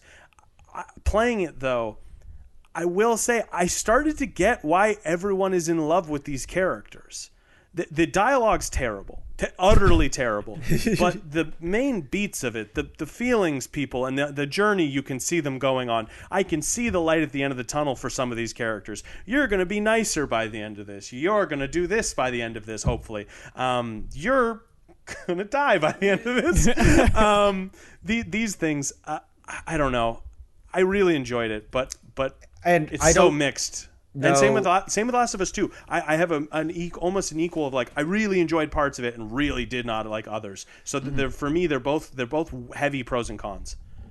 And then the other two I didn't even play. And then there's Hades. The remake of Final Fantasy VII, and I am trying to dance around spoilers because I will not spoil this game for people. But Please don't. It is it makes the future games of Final Fantasy VII very exciting. I don't like it's. I'm excited to see the next game, like Angus said. Would it have been better if it was like a 25-hour game? I feel like it would have been fucking insane. So good. I think so. Maybe. But then also like. But I had a good time the entire time, so like I don't. That's true. That's true. I mean, except for the side quests. Except for the side quests were pretty bad, but like God, they're so not bad. great. But I've had worse side quests, like in Ghost of Tsushima. That's way worse in my mind. So I'd rather play the side quest in Ghost of Tsushima than play the side quest in Final Fantasy. That's fair. Yeah, but there wasn't that many of them. This is tough. But it doesn't matter. I'll say this about Final Fantasy VII. What happened in this first game makes me excited to see what happens next. And because of that, like I wasn't too jazzed about my experience with Final Fantasy VII Remake, but I am very excited for what happens next because I'm already past all that slow setup. Yeah. Right. And the rest of the game, like you can't evaluate the game on that hype for the next game. It's true. Right. It's true. And based on the game I played, as Ethan said, there were so many times where I'm like, I'm done. I don't want to play this anymore. I'm done. Like it was times where I took the controller. I'm like, this is dumb. I am done, and I put it down. I would see that at a 5 or a 4. I had that feeling as well, but the main difference between something like that for me and say Last of Us 2 was for Last of Us 2. I knew I was supposed to play it for this. I knew I had to finish it, and I actually had a hard time working up the energy to do that. Final Fantasy VII, I would always have that feeling while I was playing it. But there were days where Last of Us 2, I was like, fuck it, I don't want to play it today. I just don't want to play it. So I don't know. Maybe Last of Us 2's number 5. I had a lot of fun playing Final Fantasy VII. I really like the combat personally in that game, and it's very layered and deep if you go for like the hidden boss battles and stuff like that. I think Tifa's really fun to play in that game. Oh, she's so good. Her combo's amazing. She's so good. I think all of the characters are very unique to play in that game, which is what you don't get in the original Final Fantasy VII game because it's more turn-based. And the whole anime part of it is just like, I feel like it's just, I'm watching a movie kind of thing. There's a lot of shit I liked that you get new weapons and there's incentive to use those weapons because once you max them out, you get an ability permanently from them. These kinds of things. There's a lot of mechanics I really, really like in the game. In the materia system, which is relatively new to me, I understand that that's probably the same. It hasn't really changed much since the oldest. Like they made materia? it different. Yeah, I mean, you get materia in the first game, but in this one they make it a little bit more interesting. Because you can like level it up on one character and move it over to another character and all of this stuff, and the linking and the elemental and all this stuff. But it ultimately did feel like a really long teaser for what was to come. Mm-hmm. Mm-hmm. I don't know. I don't know. Yeah, I guess from a point of view of The Last of Us Part 2, it does The Last of Us really well. Again, I mean, we've kind of already seen this before. It does take it to another level, I guess, story-wise, but there's lots of gripes about how they tell that story. Final Fantasy VII Remake, it's completely new, built from the ground up with a really engaging combat system, like you're just saying, like, you know, materials and the upgrades and give you incentives for that stuff. But then there's this huge chunk in the game where you're just like, I don't like this at all. So I guess it's just like, for me, The Last of Us Part 2, I came back to it. Yeah, just more consistent. It's just I played it all the way through. And I know, Angus, for you, just like it's really hard because of the time we're in right now. But I guess I didn't feel that way. I felt fine just playing it. I think, Tuong, you said you felt fine playing it too. I did. Yeah. Well, I guess so. Like, you guys weren't like. No, you're going to discover that Ethan and I are robots. I was like, but even a robot can. But like, Tuong, this seems so at odds to me, and I mean this with all due love. You seem to love things that are really cute, like Bug Snacks and Animal Crossing, and even Final Fantasy to an extent, and just the like harrowing bleakness of The Last of Us 2, reminding us that the world sucks and that we're all gonna die painfully alone in the gutter. Last of Us Part 2 apparently had cute dogs in it, so I don't see what you're doing. Yeah, it did, and then it makes you kill them. I don't know. I still think Final Fantasy VII and Last of Us 2 are probably 2 and 3. Like I said, I think I'm actually fine with Final Fantasy VII being number 2, but I know that you guys object to that. I am as well, to be honest. But okay, well, Okay. What if it was FF7 3 and Last of Us 2 too? Like I don't know. I could do that. I mean, I personally think Final Fantasy VII is a better game than Last of Us Part 2. In terms of like too. At least in the gameplay. showing me something new. It doesn't feel like any game I've ever played. Yeah. Like, at least the combat, like, I never played the Kingdom Hearts games that much. I haven't even played many Final Fantasy games. And this felt like a fresh take on it. I didn't always love it, but... Yeah. Then, okay, because Angus, you have been really adamant about your time. Like, you've been really liking it in these chunks and stuff like that. And you had this huge part in the middle of the game where you didn't really like. Same with me. Yeah. I really didn't. I fell off of it completely, literally. I stopped playing in May and then picked it back up 2 weeks ago. And it's been fun. So I guess has it been fun for you, Ethan, now that you're just mainlining it? It's been a lot. It's been better. And I have actually been dipping into some like very, very small side things, or like looking up side quests, be like, can I get like a sick weapon from this or something? Sure. And just doing that. So that's been a lot more fun. The thing I get, my last button on this, I would say between the two, that like the parts of Final Fantasy that dragged for me and that I didn't like were never the combat. It was never the combat. It was never the main kind of thrust of the game. It was always the blatant, we're walking you down a corridor that is just long for the sake of being long, and just we're making you squeeze through this thing so that it slows you down a bunch, and then you're going to squeeze right back through it to go talk to this other character. When the game presents you with, at the end, because did you guys get to the stairs or the elevator yet? Do you guys know what I'm talking about? I don't know. Okay. Stairs or the elevator? The stairs or the elevator, very near the end. If you've beaten the game, you've got there. And Matthew, you've definitely gotten there. The game proposes that you either take the stairs or the elevator. And one of them, I only took the stairs. And it's kind of like a joke how it pads out this game. But that felt applicable and felt necessary. You know what I mean? Not like... I don't know. It's a joke that happens in the original game. Okay, so it does happen in the original game. Yeah. So I was like, this felt on purpose. This feels pointed and necessary. Not even necessary, but this just feels like it's for the sake of this thing happening. The others truly felt like, well, we can't sell a game that's only 20 hours. Yeah. You know what I mean? So like, slow them down as much as you can. I don't know, but I don't know. All right. Okay, yeah. I think I have the list. You tell me. 5, Doom Eternal. Okay. 4, Animal Crossing New Horizons. 3 sounds like, and this hurts me, I think 3 sounds like Final Fantasy VII Remake. Okay.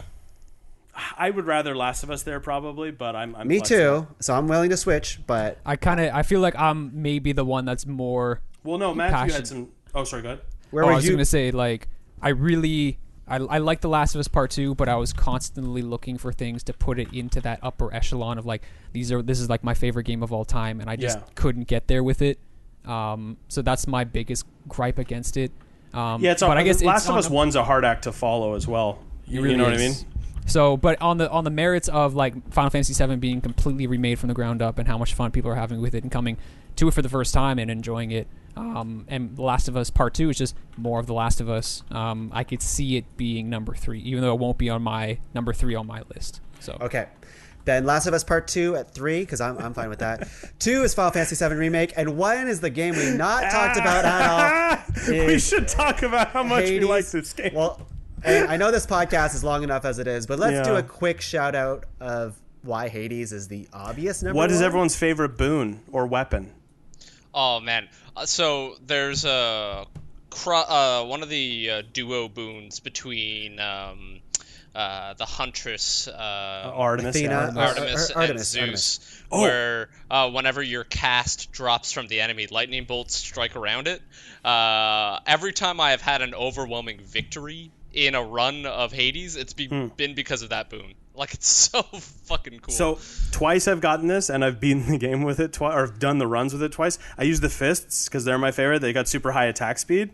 And there's one from Zeus, fairly basic one, where it just adds chain lightning to your attacks. And then there's an Artemis one that, like, it's like whenever you attack, use your special or your cast, it shoots arrows. So I was just shooting lightning and arrows everywhere, and it filled the screen, and it made me so happy. Playing your own little bullet hell where you're the hell. Yeah, exactly. I'm like, dodge this. Oh. Ethan, how about you? Any favorite boons in that game? I think. Well, my favorite weapon, I think, the bow was. I did the best with the bow a lot of the time. I have such a hard time with it. Yeah, I think there was like a chart. There's a special dataless hammer upgrade where you can the charge. It changes into like a bomb or something. No, maybe it's like a boon or like some sort of ability that changes into a bomb, and you can get the triple bomb thing with one of them. It just fucking mashes rooms and stuff like that. That's awesome. But I think the favorite combo was like Poseidon and Zeus, where you can get the knockback from Poseidon, and every time you get a knockback, a Zeus lightning can strike. So in the Styx level, you just fucking dash around with your tidal wave, and then just shocks everything, it damages them against the walls, and they bounce. It's so good. Yeah, mine was always either spear or shield. I really like spear by the end of it. And I think my favorite boons were Zeus. I think everyone says Zeus. Zeus is so good. Zeus is really good. And Athena was also my fave because like you can just the deflection you get from Athena's like abilities, dashing around and just knock back everything was just so satisfying. That game is incredible, and it's always on sale for some reason. Like Supergiant Games just keeps wanting to put this game in people's hands. It is, I think, the biggest surprise of this year for me. Anyways, I always like Supergiant Games, satisfying. But nothing was at the same tier as Bastion. Like Bastion was the best. Transistor was okay. I didn't play Pyre, and it's just anyone play Pyre? Yeah, and it's just like it was a one and done, and then Hades comes out, and I'm like, holy shit, Hades is their best game. I played as soon as I played Hades. I've played a lot of these roguelites like Risk of Rain, Demon Souls, Isaac, Gungeon. Demon Souls? As soon as I Dead Cells? Demon Souls. Dead Cells. Thank you. As soon as I played Hades, I immediately knew, this one needs to be up there with like Binding of Isaac, for example. This is a new standard for this. I need them to be like this. It's so good. It's so good. I can't gush over it enough. Should play it. It is a fun game, and on the Switch it runs incredibly well. It's insane. I haven't played a Switch yet, but I think I'll pick it up there as well. It's sick on the Switch. I paid like $20-ish for this game. Have gotten close to 150 hours out of it at this point, and I will still turn it on every evening or so just to play a run before bed. It is so good. Yeah, it is so good. It's better than Doom Eternal. All right, should we do honorable mentions? Yeah, let's do honorable mentions. No, don't be sorry. We'll just do a rapid fire around the room of just your remaining stuff. We'll just do me, Angus, Ethan, Matthew until we run out. Okay. Sounds good. Resident Evil 3. This would have been if this was this is the only one I'll go long on. If this was 50% less buggy, it easily would have been my game of the year, easily without a doubt. Cyberpunk 2077. There is an amazing game in there. I just wish more people were able to play it. It's a bummer that it's a massive bummer. It is such a shame because I'm playing it on PS5. I'm playing the PS4 version. Very minimal visual bugs, just a few here and there, but every now and then it'll crash. And I'm always like vibing the most with the game when it crashes. I'm always like, oh shit, I can go sell all these guns I crafted, and then I'll get the resources I need to craft this other new gun I've got, and then it crashes while I'm riding my Akira motorcycle, and it bums me out. That sucks. Maybe next year. Actually, it won't qualify. Sorry, Angus. No, sorry. Ethan. I'm going to say Valorant. Just one little piece about it. Oh, yeah. CSGO, Overwatch, Child from Riot Games. Only gripe I have with it is like, well, not even really with the game, but it's with Riot themselves. Are they going to do anything original? It seems like League is just Dota. Valorant is just CSGO. They're coming out with like a fighting and the new Runes of whatever the game the card building is. It's just Hearthstone, and so that's my only gripe is with the studio that made that game. They just steal other people's ideas and make it more monetizable. I don't know. Basically, I don't know. They put their polish on it, and that's it. Yeah, but yeah, good game still. Yeah, Matthew. I've didn't go into official release this year. Might see it in the 2021 top 5. But Baldur's Gate 3 went into early access. I played a couple of hours of it now, and what's there is good, but it is definitely an early access title. I'm running an older setup for my computer, and optimization's not the best yet. On top of that, not all of the features they've been talking about are available. There's like character races you can't play as yet. There's specific playstyles that aren't available. But if the developers are staying true to their word, there's going to be a very good game there and a lot to do in it. Cool. It looks great. All right, Tuong. I think I only have one more. We've talked about every single one of these games. Sorry, I'm just looking at something really quick, and I'm sorry to sidetrack. This will be a 2-second tangent here. Ghost of Tsushima, the second last boss, the climax of that game, bugged out on me. No, really? Yeah, I was stuck on the lame. fight. I wrote a note here. I forgot to mention. I was stuck on the fight. I had to bump down the difficulty. By doing it, I skipped like the phases of that combat, and it got me to the end of that combat phase, even though I should have. Speedrun tactics. And then I beat the guy very quickly, and it bummed me out. So Very anticlimactic. it was very Yeah. anticlimactic. Okay, my last one is Miles Morales, Spider-Man. Oh, yeah. Yeah. Seems like a really cool add-on for... Yeah, it's about 8 to Spider-Man. 10 hours. You can make it actually it's about 10 to 12 hours, and you can make it a 20-hour game if you do everything. I don't think you Yeah. should do everything, but it's a solid-ass story, I think. But maybe not for $90. Well, it's $65 because it's one of Oh, those is it really? add-on games. Jesus but I think Christ. that's still too expensive. Yeah, that's too much. I'm A sorry. $30 game? Yeah, do it. I'd be that. This is the only game to dethrone Animal Crossing in my wife Sarah's life. Genshin Impact. She's Oh, wow. played almost as many hours of it. She loves it. She's upstairs playing it right now. Nice. I guess I will. Can I do like just 3 right now? Yeah, do it. Okay. Spiritfarer, which I know a lot of people really like. Just it's a good. It's like 2D game about dealing with loss and grieving. Spellbreak is a battle royale game that I played this year. It's a wizard battle royale game. So you might want to check that out, Angus. It looks pretty cool. Is that the Yeah. one you were going to recommend? Yeah, I'll play it. I'll give it a I was gonna shot. recommend that. And the other game I played this year was a game called Roki. Just kind of like a point and click adventure game on the Switch, like Norwegian mythology based. It seems fun.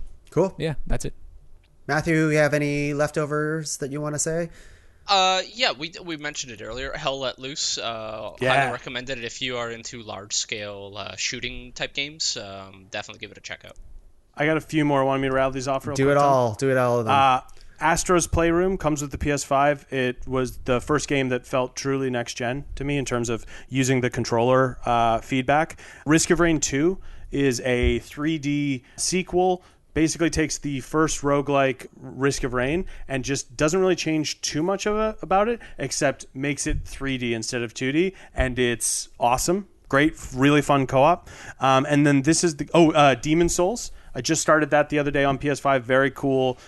Just a ground-up remake of the PS3 version. If you're a Dark Souls fan, you're going to like it. And then this is the game that I wish I had time to play, but Yakuza Like a Dragon. It's the 7th Yakuza game. I played Yakuza 0 for the first time this year, which means I've got to play through 6 more games before I can get to this one. But the reason I find this one so intriguing is they took a series of 6 or 7 games that have all classically been beat-em-up brawlers with crime stories, and they're like, well, what if this one was a turn-based RPG? And I'm like, that sounds amazing, and I really want to play it. So I'm already giving that one a seal of approval, and I haven't even played Angus, it. apparently you don't have to play the other ones to like a dragon. Oh no, I know. I'm sure it'll make sense. It takes place the latest chronologically. I don't want any like character deaths spoiled for me. You know. Okay, that's fair. I mean, that's a lot of games, but I'm playing through one right now. you I'm can just finish about One done. Piece in that time. All right, guys. Holy shit, we fucking talked a lot about video games So today. In fact, the light in Matthew's room went from natural light outside to like a lamp. Like it is so.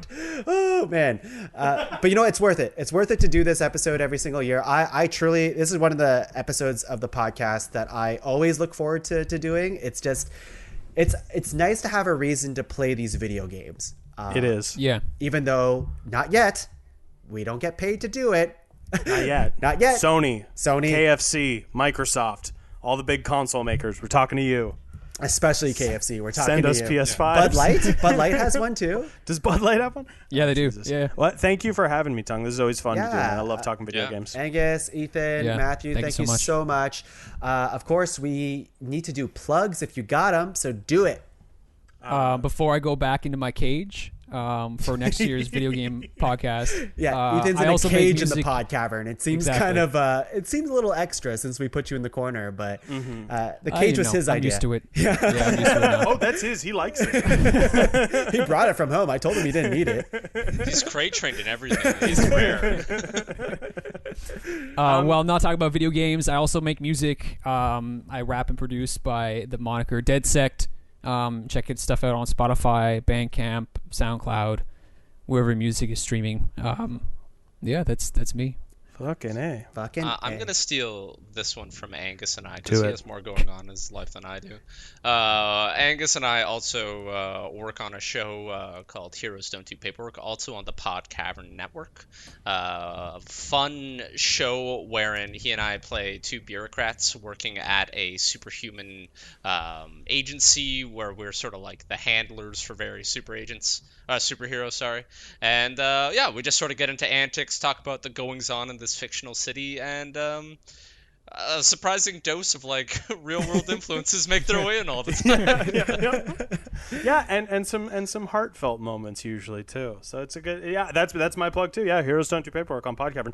Check out the other shows on Pod Cavern. They're Yeah, all I mean, good. Angus, that's my plug. So Well, then, I'm check running your out of plug. plugs. www.podcavern.com. Thanks so much for listening to yet another year of video games. We're going to get out of here and start on next year's batch and gonna lock start making Ethan them. up. Yeah, so next year we'll all bring our own cages. It'll be a lot of fun. And we'll get sent video games. We'll get paid to do it. It's going to be great. It's going to be fantastic.